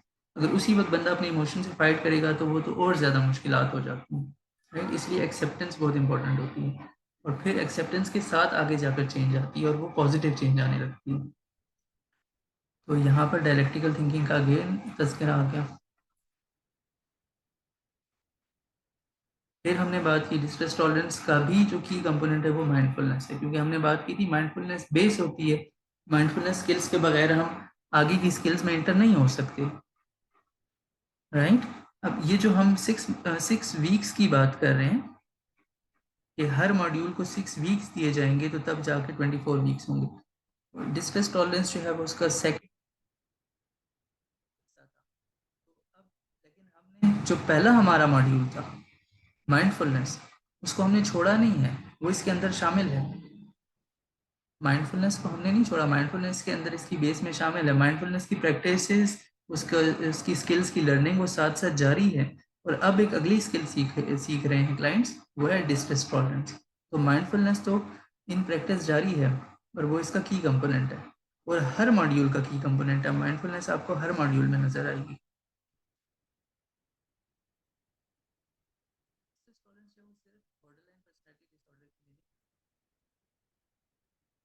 कोर्स तो borderline personality disorder intense emotions के लिए, लेकिन डिस्ट्रेस टॉलरेंस की जो स्किल्स हैं वो बाकी प्रॉब्लम्स के लिए भी सिखाई जा सकती हैं। अगर किसी को जस्ट इंटेंस एंगर का इशू है, किसी को जस्ट एंजाइटी का इशू है, लाइक पैनिक अटैक्स हैं, तो उनको उनको भी डिस्ट्रेस टॉलरेंस की स्किल्स सिखाई जा सकती हैं।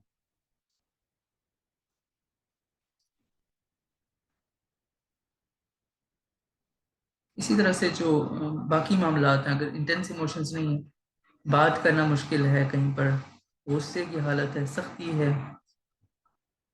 तो इस तरह की सिचुएशंस में भी डिस्ट्रेस, जहाँ पर भी डिस्ट्रेस होगा, परेशानी होगी, उसको टॉलरेट करना जहाँ पर इम्पोर्टेंट है, तो ये स्किल्स वहाँ पर सिखाई जा सकती है। और फिर से अगेन बात आ गई कि क्विक फिक्स नहीं है। अक्सर क्लाइंट्स का ये होता है कि हम इससे इम्प्रूव नहीं हो रहे, हालांकि वो छोटी छोटी जो इम्प्रूवमेंट्स हैं उनको उनकी नज़र नहीं होती है, वो इम्प्रूव कर रहे होते हैं विद टाइम।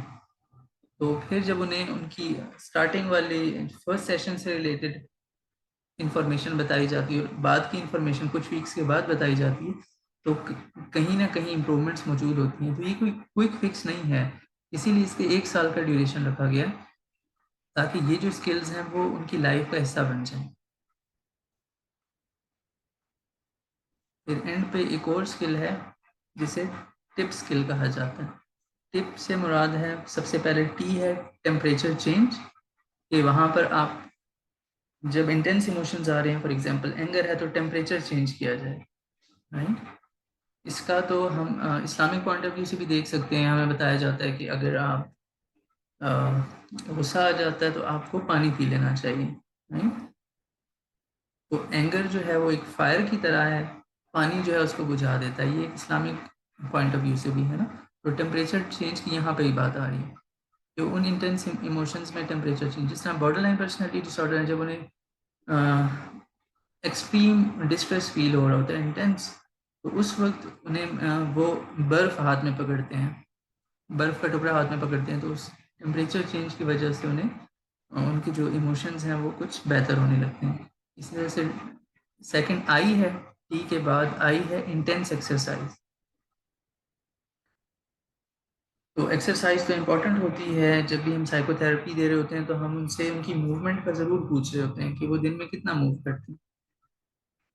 तो यहाँ पर भी इंटेंस एक्सरसाइज टीआईपी स्किल का दूसरा पार्ट है कि इंटेंस एक्सरसाइज का होना, इससे भी जो डिस्ट्रेस है वो टॉलरेट किया जा सकता है। और थर्ड है पी से paced breathing, slow breathing, mindful रहते हुए अपनी ब्रीदिंग पे फोकस करते हुए। तो ये टीआईपी तीनों स्किल्स को मिलाकर एक स्किल है जो हेल्पफुल प्रूव हो सकती है। तो ये है डीबीटी, और ये इसके 4 मॉड्यूल्स हैं। अब हम माइंडफुलनेस और डिस्ट्रेस टॉलरेंस कवर कर चुके हैं, अब हम आगे बढ़ते हैं और इमोशनल रेगुलेशन और इंटरपर्सनल इफेक्टिवनेस को देखते हैं।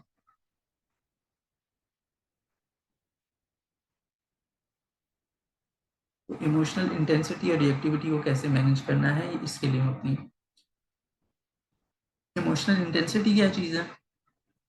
इमोशंस की शिद्दत, जो तकलीफ बॉर्डरलाइन पर्सनैलिटी डिसऑर्डर में हो रही है, जिसका हमने बात की थी कि डॉक्टर मार्शल एलन जो क्रिएटर हैं इस थेरेपी की, उनके अकॉर्डिंग जब वो अपने पेन को, चूंकि वो खुद भी बॉर्डरलाइन पर्सनैलिटी डिसऑर्डर की मरीजा थी, राइट, तो जब वो अपने पेन को डिस्कस करती हैं और वो बताती हैं कि ये पेन इतना इमोशनल पेन होता है कि अगर इसको आप बॉडी के पेन के तौर पर अगर समझना चाहें तो ये ऐसा है जैसे कि इंसान की जो स्किन है वो जली हुई हो, और 3rd डिग्री पे जली हुई हो, राइट। तो इतना शदीद पेन होता है, इसको मेयर करने का कोई तो आला नहीं है, कोई टूल नहीं है, लेकिन ये बहुत शदीद पेन होता है। तो इसलिए इसके लिए एक अलग से मॉड्यूल है कि इमोशंस को किस तरह रेगुलेट किया जाए, उस इंटेंसिटी को किस तरह से उससे कोप किया जाए। और सेकंड, इंटेंसिटी के साथ रिएक्टिविटी, क्योंकि असल मसला तो इंटेंसिटी का भी है कि वो फील कर रहे हैं, उन्हें तकलीफ हो रही है। फिर रिएक्टिविटी से उन्हें ऐसा शायद लग रहा होगा कि उनकी इमोशनल पेन मैनेज हो रहा है, लेकिन तब तक वो अपने आप को दूसरी तरह से हार्म पहुंचा चुके होंगे, या वो सेल्फ हर्ट कर चुके होंगे, या वो गुस्सा करके अपने रिलेशनशिप्स खराब कर चुके होंगे, या फिर ड्रग्स का यूज कर चुके होंगे, अपने ब्रेन को हार्म पहुंचा चुके होंगे। तो इसलिए इमोशनल रेगुलेशन स्किल्स को समझना और क्लाइंट्स को ये स्किल सिखाना बहुत इंपॉर्टेंट होता है। सबसे पहले है आइडेंटिफाई इमोशंस। अब जब हम इन स्किल्स के ऊपर आते हैं तो हर दफा हम सबसे आसान चीज से स्टार्ट कर रहे हैं, राइट? तो यहाँ पर आइडेंटिफाई इमोशंस। इमोशंस क्या हैं उनके, इस वक्त वो कैसा फील कर रहे हैं, मोस्ट ऑफ द टाइम वो कैसा फील करते हैं। देखिए इसकी बेस भी माइंडफुलनेस में है। जब वो माइंडफुल होंगे तभी वो आइडेंटिफाई कर पाएंगे अपने इमोशंस को। तो सबसे पहला ये है कि उन्हें पता हो कि वो कैसा फील करते हैं। उन्हें इमोशंस के नाम आने चाहिए। ये बहुत सारे डिफरेंट इमोशंस होते हैं ना, वो एक व्हील होता है जिस पर डिफरेंट 8 इमोशंस लिखे होते हैं और उनके अंदर मजीद जो इमोशंस होते हैं वो भी शामिल होते हैं। जैसे एंगर अब एक टाइप है, तो एंगर के अंदर डिफरेंट चीजें होती हैं, लाइक फ्रस्ट्रेशन, राइट? तो इस तरह से वो बता सकें कि वो कैसा फील कर रहे हैं। एक तो आइडेंटिफाई कर सकें, फिर उनको लेबल कर सकें, यानी नाम बता सकें कि वो कैसा महसूस कर रहे हैं। और सबसे इम्पोर्टेंट इमोशनल रेगुलेशन में यही है कि उन्हें पता होगा कि वो कैसा फील कर रहे हैं, तभी वो उसके लिए कुछ कर पाएंगे, आगे स्टेप ले पाएंगे। जब उन्हें पता ही नहीं है, वो उस इमोशन का नाम नहीं दे पा रहे कि उन्हें कैसा महसूस हो रहा है, तो फिर सिचुएशन को हैंडल करना मुश्किल हो जाता है।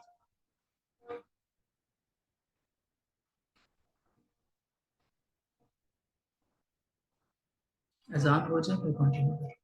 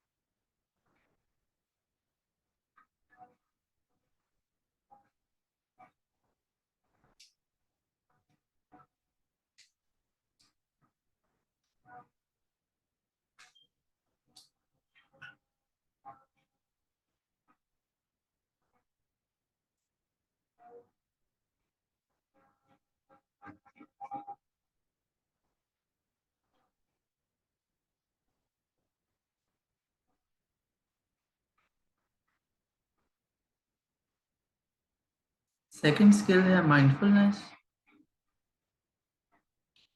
और जैसे कि हमने बात की, माइंडफुलनेस हमें हर स्किल में मिलेगी। माइंडफुलनेस को हम हर चीज़ से रिलेट कर सकते हैं और मैक्सिमम माइंडफुलनेस भी हासिल की जा सकती है। जो बंदा जितना ज़्यादा टाइम माइंडफुल रहेगा, इट मीन्स कि उसकी लाइफ में माइंडफुलनेस उतनी ज़्यादा है। तो यहाँ पर अब उसको हम इमोशन रेगुलेशन से रिलेट कर रहे हैं कि अपनी इमोशंस की अंडरस्टैंडिंग, इतना प्रेजेंट रहना कि उसे मालूम हो वो कैसा फील कर रहा है। और अगेन हमने बात बार बार की है कि जजमेंट शामिल नहीं होगी, इंटरप्रिटेशन शामिल नहीं होगी। इसका क्या मीनिंग है कि उसका क्यूरियस एटीट्यूड होगा, यानी वो जानना चाह रहा है, वो कुछ जानना चाह रहा है, इसलिए वो और ऑब्जर्व कर रहा है और फोकस के साथ वहां पर है। उसने कोई मीनिंग नहीं दे दिया, वरना तो फिर ये क्लोज सिचुएशन हो जाएगी कि उसने कह दिया जी बुरी सिचुएशन है या अच्छी है बस, और क्लोज हो गई बात। नहीं, उसका ओपन एटीट्यूड है और क्यूरियस है कि वो और जानना है उसने मजीद। तो ये होती है माइंडफुलनेस। और इसीलिए जब वो जानना चाह रहा होगा उतना ही वो और प्रेजेंट में रहेगा। तो इमोशन रेगुलेशन के लिए भी माइंडफुलनेस इंपॉर्टेंट है, जिस तरह हर स्किल के लिए इंपॉर्टेंट है। पहले हमने इसको डिस्ट्रेस के साथ रिलेट किया, अब हम इसको इमोशन रेगुलेशन के साथ रिलेट करके देख रहे हैं। इसी तरह से जो इमोशन की इंटेंसिटी है उसको भी माइंडफुलनेस से ही पता चलेगा कि कितना शदीद इमोशन है। और जब वो माइंडफुल होगा तो वो बता पाएगा कि मैं ऐसा फील कर रहा हूँ, इतनी इंटेंसिटी है। जैसे वो आइडेंटिफाई उसने कर लिया और उसे नाम भी आ गया इमोशन का, तो वो बता पाएगा। अगर वो माइंडफुल रहेगा तो वो क्लाइंट बता पाएगा मैं ऐसा फील कर रहा हूँ, वो एकदम से रिएक्ट नहीं कर जाएगा। थर्ड स्किल है ऑपोजिट एक्शन। अब ऐसा होता है अक्सर कि क्लाइंट्स का दिल कर रहा होता है कुछ करने का, और वो यहाँ इस स्किल के थ्रू वो उसका ऑपोजिट एक्शन करते हैं। लाइक वो सैड हैं, इंटेंस इमोशंस हैं, अकेले बैठ के रो रहे हैं, तो तन्हा रहना चाह रहे हैं। अब ऑपोजिट एक्शन क्या हो सकता है कि वो बाहर चले जाएं, घूमने चले जाएं, फैमिली के साथ टाइम गुजारें, किसी फ्रेंड के साथ चले जाएं, या किसी इंजॉयबल एक्टिविटी में खुद को इंगेज कर लें। तो ऑपोजिट एक्शन ये हो सकता है, जो वो करना चाह रहे हैं और वो उन्हें पता है कि ये चीज़ अच्छी नहीं है उनके लिए, उसका ऑपोजिट एक्शन करते हैं। तो ये भी एक स्किल है जो सिखाई जाती है और प्रैक्टिस इस पर करवाई जाती है। Then problem solving. अक्सर जो सिचुएशंस आती हैं, इंटेंस इमोशंस आते हैं, वो प्रॉब्लम्स की वजह से आते हैं, और वो प्रॉब्लम्स को आसानी से हैंडल नहीं कर पा रहे होते हैं। हमने ब्रेन स्ट्रक्चर की बात की थी, तो डिसीजन मेकिंग और प्रॉब्लम सॉल्विंग का जो एरिया होता है वहाँ पर कुछ स्ट्रक्चरल डेफिशिएंसीज हो सकती हैं। तो ऐसा नहीं है कि वो उसी तरह से रहेंगे, वो सीख सकते हैं। ये स्किल्स हैं, स्किल्स हर इंसान सीख सकता है। तो प्रॉब्लम सॉल्विंग की स्किल्स उन्हें सिखाई जाती हैं इस तरह से कि उनकी स्ट्रेस के पीछे वो कौन सी कंडीशंस है, कौन सी सिचुएशंस है जिनको सॉल्व कर सकते हैं, कौन सी मेंटल सिचुएशंस हैं, कौन सी ऐसी सिचुएशन जिन पे वो वर्क कर सकते हैं और उनका इमोशनल डिस्ट्रेस जो है वो कम हो सकता है। फिर सेल्फ सूदिंग इसमें भी आ गया। सेल्फ सूदिंग इसका भी हिस्सा है, इसको हम ऑलरेडी पढ़ चुके हैं कि जो चीज़ उनको सुकून पहुंचा रही है, काम रख रही है, वो करें, या फिर कोई रिलैक्सेशन टेक्निक यूज़ कर लें, लाइक डीप ब्रीदिंग। ये भी इमोशंस को रेगुलेट करने में हेल्प करता है। ये कुछ और कामिंग टेक्निक्स हैं। कामिंग म्यूजिक हो सकता है, अगर रिलीजियस माइंडसेट है उनका, वो कोई कलाम सुन सकते हैं, बुक्स रीड कर सकते हैं, they can ask for help. Emotion regulation skills. Next है बिल्ड पॉजिटिव एक्सपीरियंसेस। अब हमेशा ऐसा नहीं होता कि नेगेटिव पे फोकस करेंगे कि हमने उन्हीं को ख़त्म करना है, नेगेटिव इमोशंस पे वर्क करना है कि सैडनेस क्यों है। कभी कभी ऐसा भी हो सकता है कि हैप्पीनेस पे वर्क करने से सैडनेस खुद ही चली जाती है, right? तो पॉजिटिव एक्सपीरियंसेस बनाना भी बहुत अच्छी स्किल्स है। तो किस तरह से वो पॉजिटिव एक्सपीरियंसेस बना सकते हैं, like spending time with loved ones, अपनी फैमिली के साथ वक्त गुजारना, किस तरह से इंजॉय करना है, या जो उनका करियर है उस पर वर्क करके वो अपने गोल्स को परस्यू करते हैं। तो ये स्किल्स भी उन्हें सिखाई जाती हैं।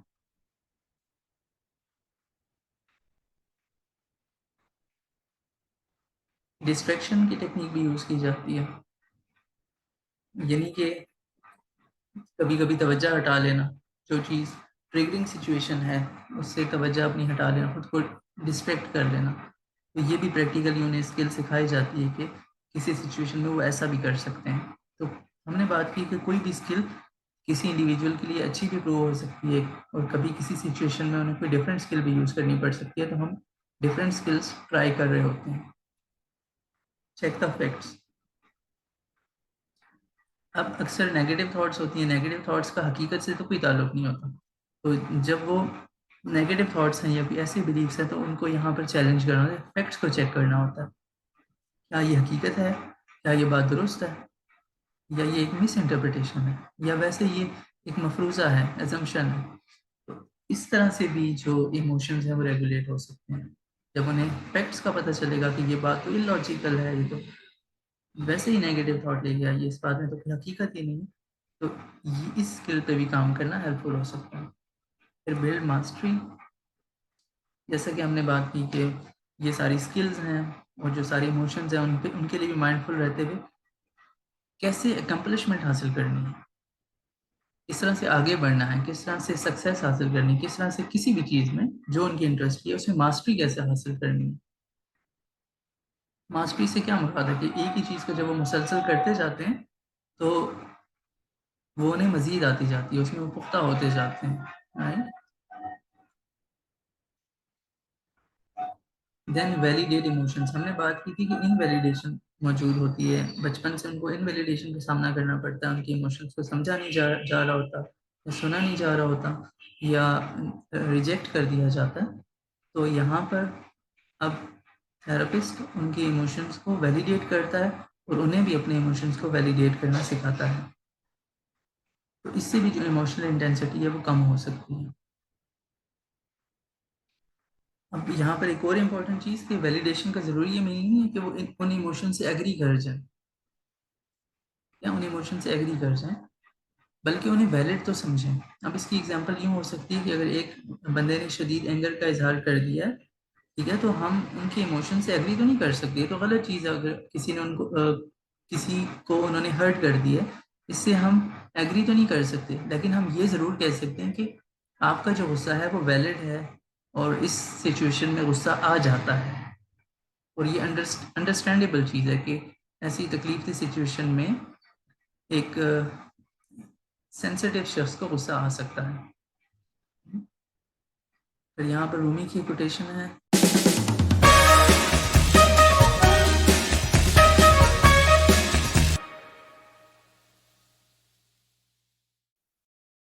Emotional experience of a BPD child.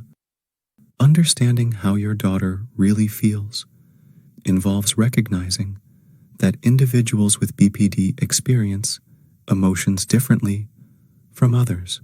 To grasp the emotional world of a child with BPD, it's helpful to consider their development. Unlike many other species, human infants are born very dependent. They can't feed or walk on their own and have only partially developed brains. It takes about 20 years for their brains to fully mature. In the beginning, babies mainly feel either good or bad. Their primary way of dealing with these feelings is by crying until someone helps them feel better. Parents respond to their baby's cries by checking various things to ease their distress. They look into whether the diaper is clean, offer food, check if the baby is too hot or cold, and examine if the clothing is too tight. The baby doesn't understand the parent's needs or feelings and will cry more if their discomfort isn't relieved. This developmental perspective helps us see that the emotional experiences of a child with BPD are rooted in these early stages, where their understanding of emotions and how to cope with them is quite basic. Usually, as kids grow up and learn to wait for their needs to be met, they become better at handling frustration. They can delay getting what they want for longer, which helps in building stable relationships. However, individuals with BPD struggle with the idea that they can't always get what they want immediately. This can cause them a lot of emotional discomfort when faced with frustration. Even as they grow, their reactions might mature a bit, but they often continue to struggle against it. The crying that might have happened when they were younger can turn into lashing out at their parents. A child with BPD often takes on the victim role because they haven't learned how to deal with their emotions. They still expect others to make their bad feelings go away and hold others responsible if they can't. Similar to when they were babies, they find all discomfort intolerable. This emotional underdevelopment, a key aspect of BPD, shows itself in different ways. Here are some of the earliest signs of this emotional immaturity. Separation anxiety. One of the earliest signs in children at risk for developing BPD is an exaggerated form of separation anxiety. Normally, children might feel a bit uneasy when separating from their primary attachment figure, usually their mothers. This anxiety is natural, as the child relies on the parent for security. However, some children can quickly calm down after being briefly separated. Parents can help by starting with short absences and gradually increasing the time away. Children at risk for BPD, however, struggle to calm themselves or let others comfort them when separated from their parent. They continue to protest and resist efforts to calm them down.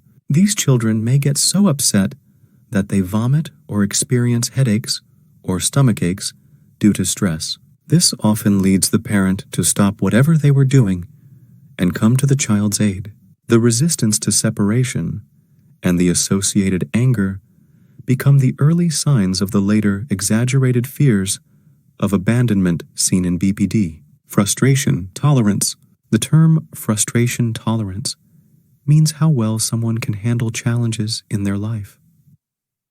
Having a high frustration tolerance is a good thing. It's crucial for healthy coping. It allows people to think before acting, persist after failure, and control impulsive behaviors.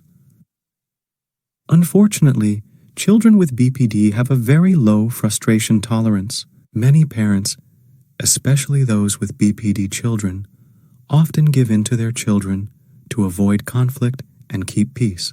However, giving in, or what I call feeding the monster, the illness, lowers your daughter's frustration tolerance. This is especially true when you give in to her mistreatment of others, because it sends the message that you can't handle her frustration. If she believes her parent can't handle it, she'll think she can't either. This adds to her fear of incompetence, supports her dependence on you, and undermines her self-confidence.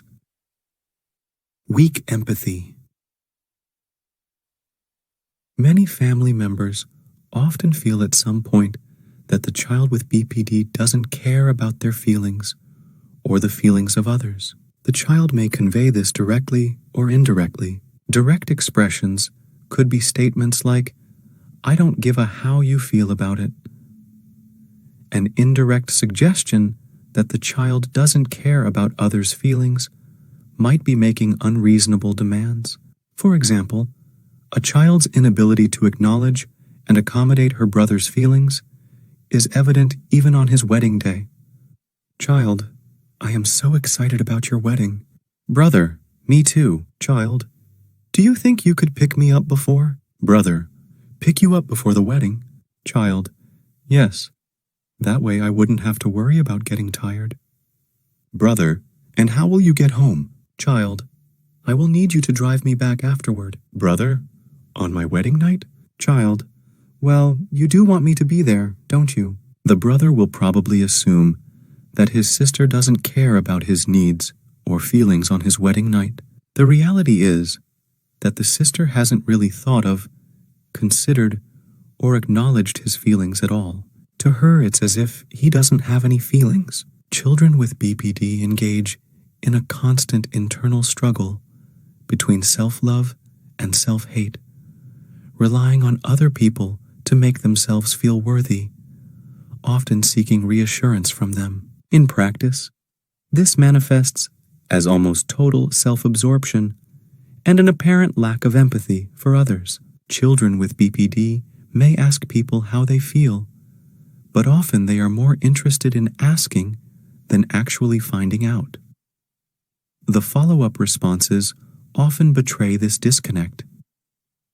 In one example, a child with BPD welcomes her parents home, seemingly interested in how they feel. Child, welcome home. How are you guys doing? Mother, I am exhausted. We were delayed at the airport for 3 hours. Father, and then there's the jet lag. We were in the air for 13 hours straight. 4 different time zones. I am exhausted. Child, that's nice. So can one of you give me a ride to the mall and then pick me up at 10 when they close? In this exchange, the child knows that the parents just returned from a long trip, and she asks how they are, which they answer candidly. She then appears to totally disregard what they said and makes an unreasonable request given how they said they feel. She just did not consider their feelings at all. There are times when it appears as though the child is using empathy to find the most painful areas to attack, known as rubbing it in.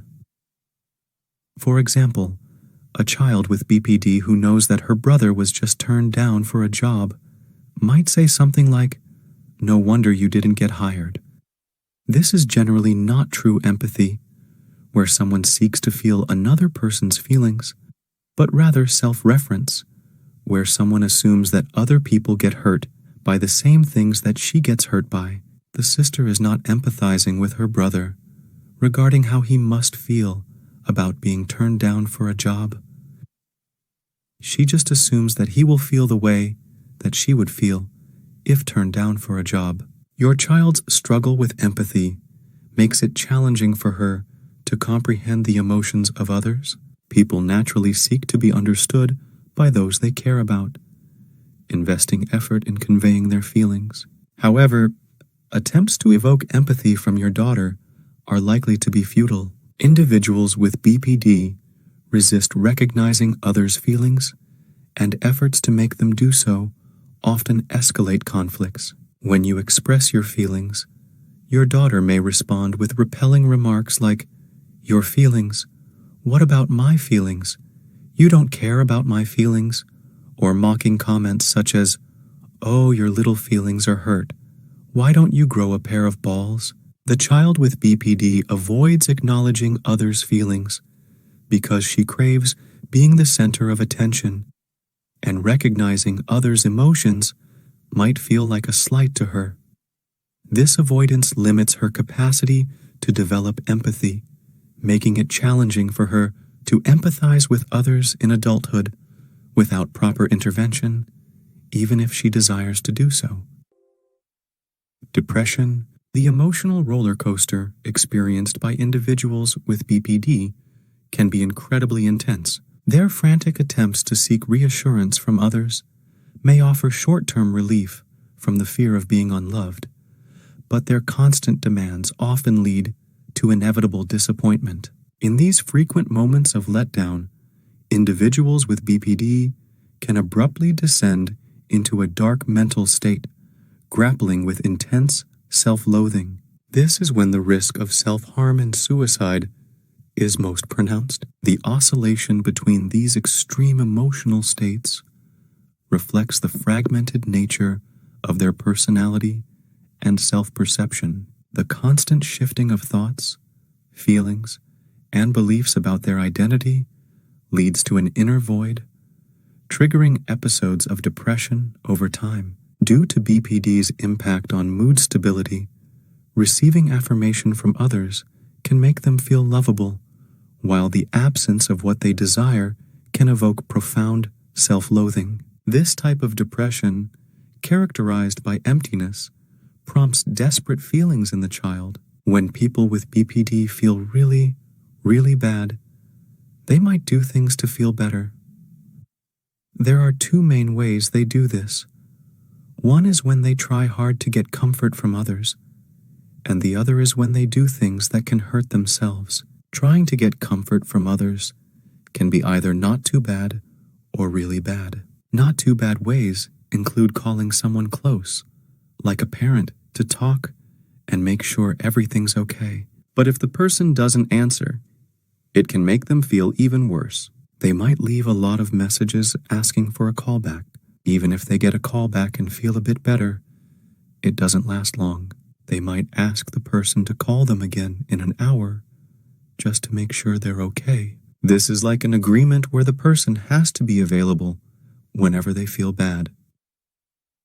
Another not too bad way is asking for special access to others in case they need urgent help. This could mean getting phone numbers of the person and their friends. But sometimes they might use these numbers for things that aren't urgent, which can be a problem. So, it's important to share these numbers carefully and maybe say, "Only for emergencies."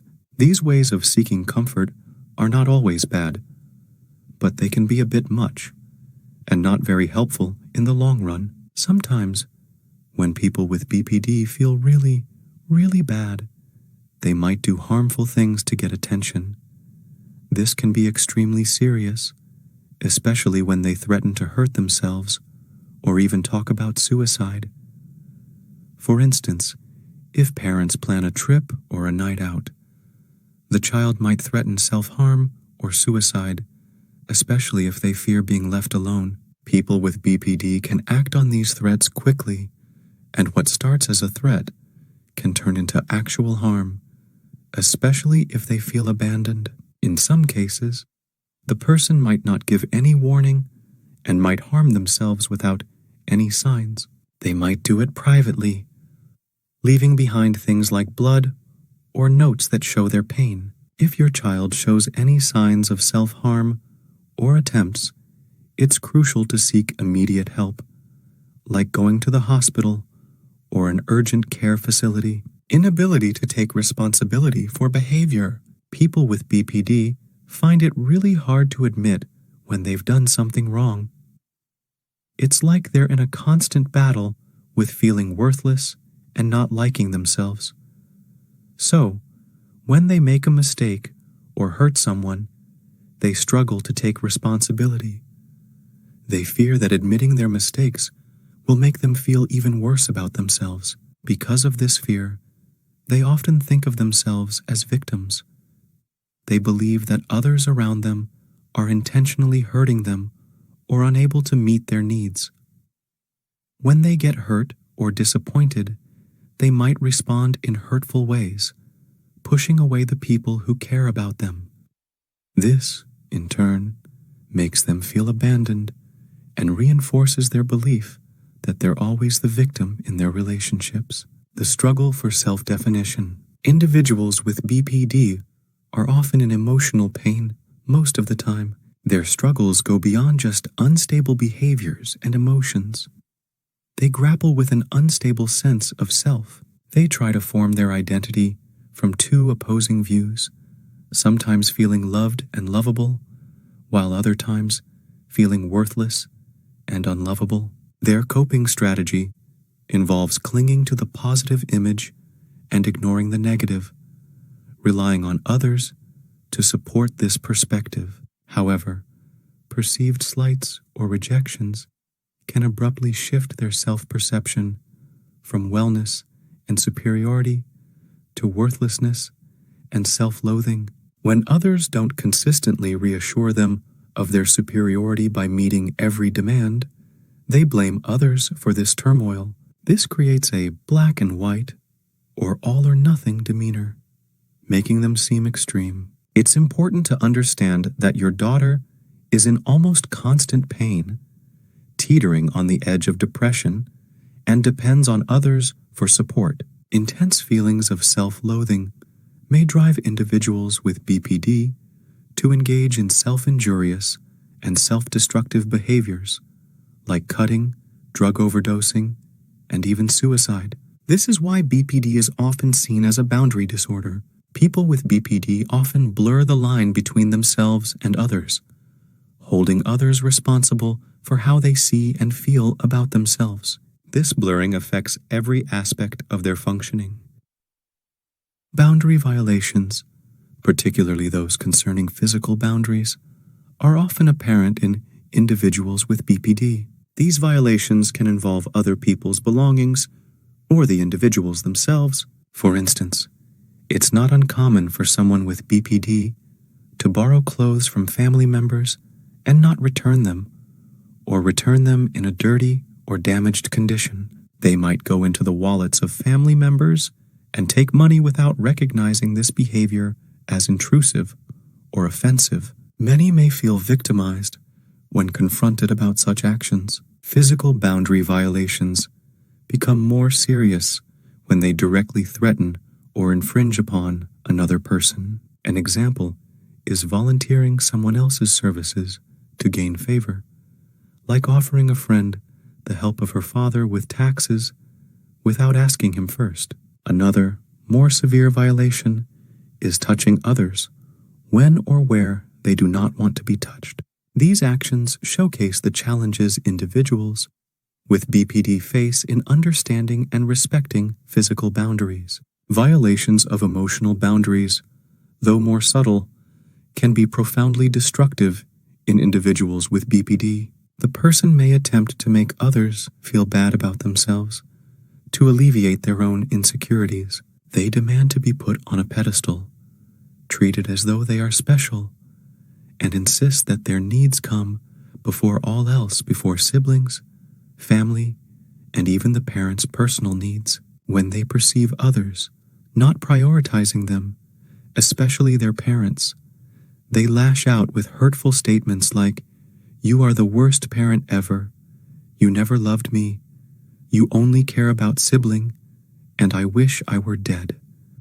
Through these statements, the individual challenges their parents' self-perception as good, responsible, and devoted parents. This often leads to parents feeling guilty and questioning their abilities, pushing the family toward a breaking point due to the emotional strain caused by the child with BPD. Testing others. Individuals with BPD often seek reassurance of their self-worth by unconsciously testing others in various ways. One common example is the personalized clock they use to determine the quality of their relationships. When they expect someone to contact them or vice versa, they set a mental clock. If the response doesn't meet their expectations, they feel slighted and abandoned, triggering feelings of worthlessness and self-loathing. They then blame the person they were testing for making them feel this way. Another form of constant testing involves a biased search for hidden meaning in communication. People with BPD tend to listen not to what is said, but for possible slights, disloyalty, or signs of abandonment. Their search engine is biased, focusing on keywords that align with their fears and insecurities, rather than neutrally receiving information. This continuous testing can strain relationships and contribute to the emotional challenges experienced by individuals with BPD. In this scenario, the child interprets her father's statement about her friend as a personal slight. Although the father simply mentioned seeing the child's friend Sarah and complimented her appearance, the child projects her insecurities onto the comment. She hears a hidden meaning, believing that her father implied, "She looked great, and you don't." While the father didn't make such a statement, the child creates this hidden meaning by projecting her self-loathing onto her father and becomes upset with him for it. This tendency to project self-loathing onto others fuels the constant need for reassurance that the child is lovable and loved. Yet no amount of reassurance ever seems sufficient. "Father, I saw your friend Sarah at the library today. She looked great." Child: "And I look like a piece of dirt?" Father: "I didn't say that." Child: "You never say I look great." Father: "Yes, I have said it." Child: "But you didn't mean it." In this talk, the kid thinks her dad's words about her friend mean something bad about her. Even though he just said Sarah looked nice, she feels like he implied, "She looked great, and you don't." Even though her dad didn't say this, she creates that meaning by putting her own insecurities onto him and gets mad at him for it. This habit of projecting self-hate onto others is why she always needs reassurance that she's lovable, but no matter how much she gets, it never feels like enough. The search engine can seek out behavior as well as words. It can read slights or abandonment into behaviors or the absence of behavior. The following is an example where the child feels slighted by the mother looking at her watch. Child: "Why are you looking at your watch?" Mother: "I wanted to see what time it is." Child: "You're bored. You can't wait to get away from me." Mother: "Sweetheart, that's just not true." Child: "I was just starting to relax and enjoy being with you." Mother: "And I was enjoying being with you." Child: "People do not look at their watches when they are enjoying themselves." In this example, the kid thinks her mom checking the time means she's bored and wants to leave. Even though her mom denies it, she keeps resisting the reassurances, wanting her mom to say them again.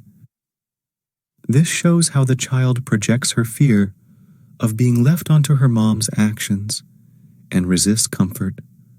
so her mom will keep reassuring her. Self-fulfilling prophecy. The constant testing behaviors in relationships with individuals with BPD create immense pressure and instability, making it exhausting for others. Trying to decipher the tests to avoid mistreatment becomes a challenge. Over time, people anticipate a caustic environment, and the individual with BPD senses the change, reinforcing their fear of others pulling away. Unfortunately, they may not realize their BPD-driven behavior contributes to this dynamic. The one-sided contract. Individuals with BPD often believe that if someone does something for them once, they're entitled to it forever. For instance, a mother asks her older daughter to pick up the child with BPD from school, who then treats them to ice cream. The next day, the child with BPD expects the same, and if refused, may accuse her sister of not caring or having more important priorities. The past act of kindness might be used against the sister, creating tension and conflict in the relationship. The older sister rapidly realizes that doing something nice for her sister creates an expectation of entitlement whenever the younger sister desires something which feels constant. This realization causes the older sister to limit her affectionate actions toward her sister. As a result, she moves closer to a breaking point where she might no longer want to be involved with her sister and her sister's friends. This contributes to a growing divide within the family. Borderline belief system. The behavior patterns mentioned earlier, when consistently supported, transform into firmly held beliefs about relationships and how they can be influenced. For instance, if a parent yields to a child's tantrums, the child may adopt the belief that acting in an antagonistic manner is an effective way to get others to comply with their desires. This belief is tested repeatedly, especially when the child doesn't get what they want promptly. If this notion is consistently reinforced by giving in, the belief becomes solidified and is no longer questioned. It becomes an automatic or habitual response, necessitating essential techniques. Over time, your child may develop a comprehensive set of solidified beliefs, each associated with different types of dysfunction. Here are some maladaptive solidified beliefs often linked with BPD. 1. If others do not do what you ask of them, you can mistreat them, and they will give in. Consequence. This belief can lead to the end of almost any relationship. 2. Mistreatment is not really damaging to a relationship. Consequence. Supports the child's role as a victim by minimizing her contribution to conflicts in relationships. 3. The rules that apply to others do not apply to me. Consequence. Acting on this belief can lead to frequent violations of laws and rules, potentially signaling sociopathy. Authorities may eventually hold the individual accountable. 4. Other people will give to me only if I force them to. Consequence. Prevents the child from developing naturally reciprocal relationships, as it involves constantly competing with others and compelling them to do things. 5. It is not harmful in a loving relationship to force others to do what they do not want to do. Consequence. Causes the individual with BPD to disregard the feelings and needs of others, leading others to resent her and withdraw from the relationship. 6. I cannot tolerate frustration, and therefore I must get what I want when I want it. Otherwise, it is a crisis. Consequence. Prevents the individual from developing a higher frustration tolerance. 7. I do not need to reciprocate what others do for me. Consequence. Discourages others from being giving or extending themselves because it leaves them feeling used and exploited. 8. It does not matter what other people feel. Consequence. Leaves the child with BPD unprepared and unable to understand and react to others, impairing her social functioning. 9. Other people's feelings are not as important as mine. Consequence. Contributes to those around her, feeling exploited and ultimately repelled. 10. Promises don't need to be kept. Consequence. Discounts the powerful effect betrayal has on people, adding to social dysfunction. 11. It weakens you if you admit to a mistake. Consequence. Prevents the child from taking responsibility for her mistakes, leaving others feeling blamed and resentful, contributing to relationship instability. 12. You should never say you are sorry. Consequence. Interferes with social functioning by discouraging trust and increasing resentment. 13. I am a victim. Consequence. Interferes with social functioning by discouraging trust and increasing resentment. 14. I am entitled to expect others to forgive me for anything I must do to get what I want. Consequence. Undermines the development of healthy boundaries, suggesting there are no bounds to her behavior.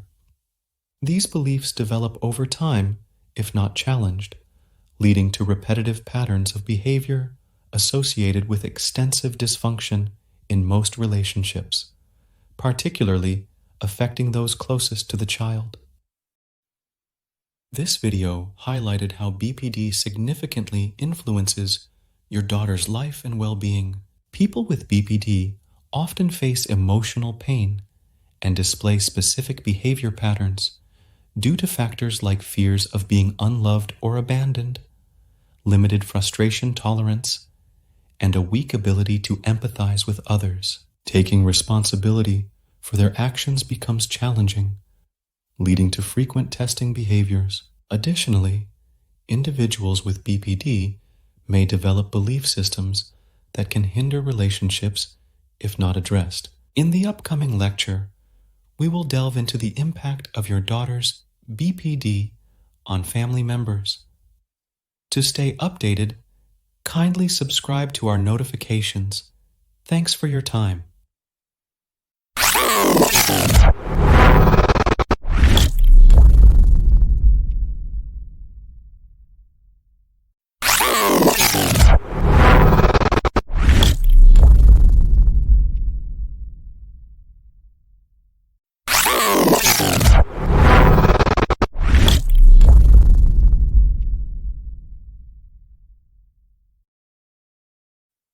Hey everyone, welcome back to our channel. Today, we're diving into a powerful story that many of us can relate to on some level.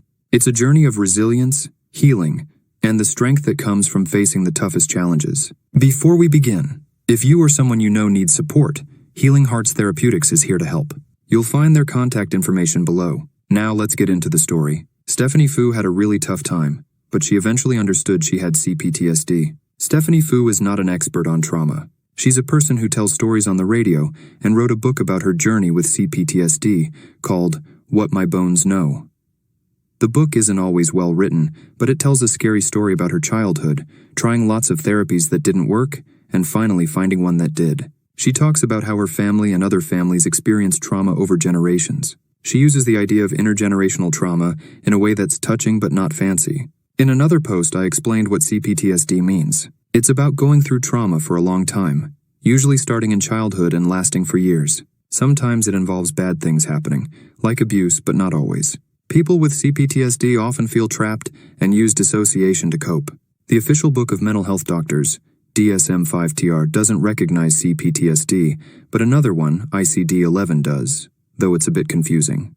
The doctors don't seem as interested in this problem as the people who have it. Stephanie Fu was happy to get a diagnosis that explained what she was going through. Growing up in a very difficult situation. Let's take some time to understand Stephanie's own words about her tough childhood.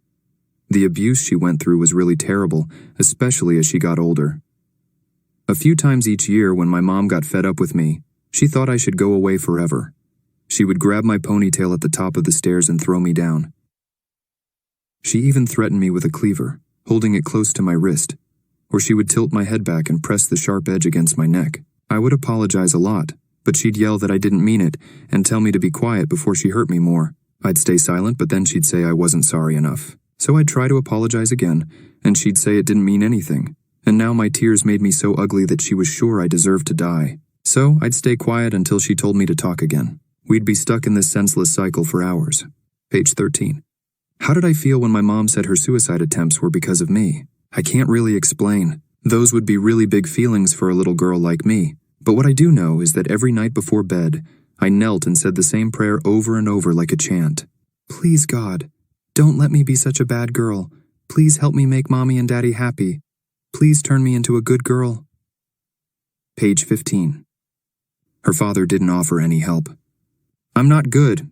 I'm terrible. I'm bad, I would tell him, and he believed me. He'd ask, why do you have to be like this? Why can't you just be better? What was even worse was what she calls her father's car terrorism. After my mom left, my dad never hit me, but he liked scaring me in the car. It's time for both of us to die, he'd sing, smiling. I'm going to kill myself because I'm tired of this life, and you're a terrible person, so you're coming too. He almost killed us many times. Each time I'd beg and plead, convincing him why we needed to live. Page 34. How did she survive? Though she doesn't talk about it much, Fu seems to think she made it because she hated. Page 30. She put this hatred into action after her mother left, and her father started hurting her. Then I lifted the axe above us in a smooth arc that would end on his balding head, and I started to scream, "How do you like it?" I said quietly, in that same chilling, emotionless tone I knew so well, and it felt good in my mouth. How does it feel to be on the other side of things, to be inches from death? How does it feel when someone wants to kill you? Page 35. Okay, then let's get one thing straight. You are never going to threaten my life again, never. Do you understand me? Yes. I said, do you understand me? Yes. You will never grab me. You will never touch me. You will never go over the speed limit. You will drive correctly. You will never use your car to punish me. Do you know what growing up with a constant fear of death has done to me? It has turned me into the monster you see right now. This is happening because you did this to me. Page 35. I think her anger saved her from going crazy. She protected her growing self with rage. My anger was my power. But her anger only gave her time. It didn't make her better. It just shielded her broken self from being destroyed. That was a big deal. Stephanie Fu's adult life was tough, as expected. What surprises many is her success in public radio and creating popular podcasts. But her main experience was a deep feeling of dread, a big black fear that messed up everything. Page 52. Her therapist Samantha diagnosed her with CPTSD early on, which was helpful. It gave a name to her pain and helped her understand all the different problems she was dealing with. She read books about CPTSD, like Bessel van der Kolk's The Body Keeps the Score. But reading alone didn't make her feel better. She tried at least 12 different therapies, including EMDR, eye movement desensitization and reprocessing, meditation, mindfulness, grounding, yin restorative yoga, mindful eating, trauma support groups, massage, hallucinogens, like magic mushroom, which she liked, gratitude, she thought of it as a technique. Gratitude turns what we have into enough. Page 140. Each therapy helped a bit, but only for a short time and never enough. Some were more helpful than others. What Stephanie Fu could handle? Stephanie Fu's experiences suggest a difference between CPTSD and borderline personality disorder, BPD. She maintains a long-term relationship, handles a challenging job, isn't suicidal, and avoids risky behaviors like drug abuse, gambling, or unsafe sex, though she admits to drinking too much. These are common signs of BPD. DSM-5 30183, F63. It's possible that she chooses not to write about some aspects, but she's open about many unflattering parts of her life. CPTSD, however, is mostly characterized by dissociation, a feeling she often mentions. Dissociation is a disconnection between experience and feeling, making one feel unreal or not fully present. PTSD, which is now recognized as a dissociative disorder, shows some overlap. Fu's frequent references to dissociation, especially her therapist noting how calmly she recalled terrible episodes from her past. Page 101, and her often feeling not quite real, suggests she used dissociation to protect herself during abuse. Only in better circumstances did dissociation become a problem, because it doesn't just turn off when it's no longer needed. It becomes a way of life, undermining the joy in existence. Intergenerational trauma, Fu's misstep. Where Fu takes a wrong turn is in her attempt to explain her experiences through intergenerational trauma. Moving to America from Malaysia at 2, she belonged to the 1.5 generation, born abroad but raised in the United States by immigrant parents. Trying to explain her experiences in social psychological terms, she talks with classmates who were beaten by their parents for bad grades, considering it part of the Asian experience. She reads about her classmates' painful family histories, understanding that her community was shaped by America's proxy wars against communism. Page 176. While it's possible to place Fu's experiences in the context of contemporary history and sociological terms, social psychology doesn't explain everything. Fu's mother was psychotic, her father hysterical and homicidally depressed. Every family is unique. Hers differed more from other Asian immigrant families than she admits, at least as the book progresses. It's as if she finds solace in belonging to a community of the intergenerationally traumatized. Returning to Malaysia, Stephanie Fu asks her auntie if she saw her being beaten. The auntie says yes, and it's likely she watched when Stephanie's mother slapped her to the ground. Despite witnessing the abuse, Auntie later compliments Stephanie, calling her a perfect, good little girl. Stephanie wonders if she's wishing for an auntie who never existed. When she asks why Auntie never spoke up during the beatings, the discussion doesn't go anywhere. The relatives were bystanders, and Stephanie turns to epigenetics, suggesting trauma's transmission through generations. The simpler explanation is that the relatives were afraid and under social pressure. It wasn't a normal tiger mom situation. Stephanie's mother was mentally unstable, and no one wanted to confront it, sacrificing Stephanie in the process. Stephanie talks about the epigenetic transmission of trauma, but it may not fit well in her story. While she wants to protect her relatives, trauma transmission might not be the best explanation for their behavior. Her metaphorical statement that her cells carry generations of trauma is powerful, emphasizing the title of her book. However, it's crucial to understand this as a metaphor, not a scientific reality, especially in an age where neurological metaphors are sometimes taken too literally. Stephanie's desire to find words for what her bones know was lost to dissociation and the need to protect her terrible family. She enters therapy with Dr. Ham, a traditional psychotherapist, who explains that complex trauma comes from bad relationships and is healed by trustworthy ones. Stephanie finds healing through therapy with Dr. Ham and her reliable relationship with Joey, recognizing the importance of having someone trustworthy. The book concludes with Stephanie reflecting on her suffering compared to historical tragedies her ancestors faced. However, individual suffering is unique and cannot be directly compared or measured against historical events. Stephanie's childhood of abuse qualifies as severe, fitting the diagnosis of CPTSD. But she emphasizes that acknowledging and addressing the suffering are what truly matter. If the diagnosis helps make sense of the experience, it's beneficial. To stay updated, kindly subscribe to our notifications. Thanks for your time.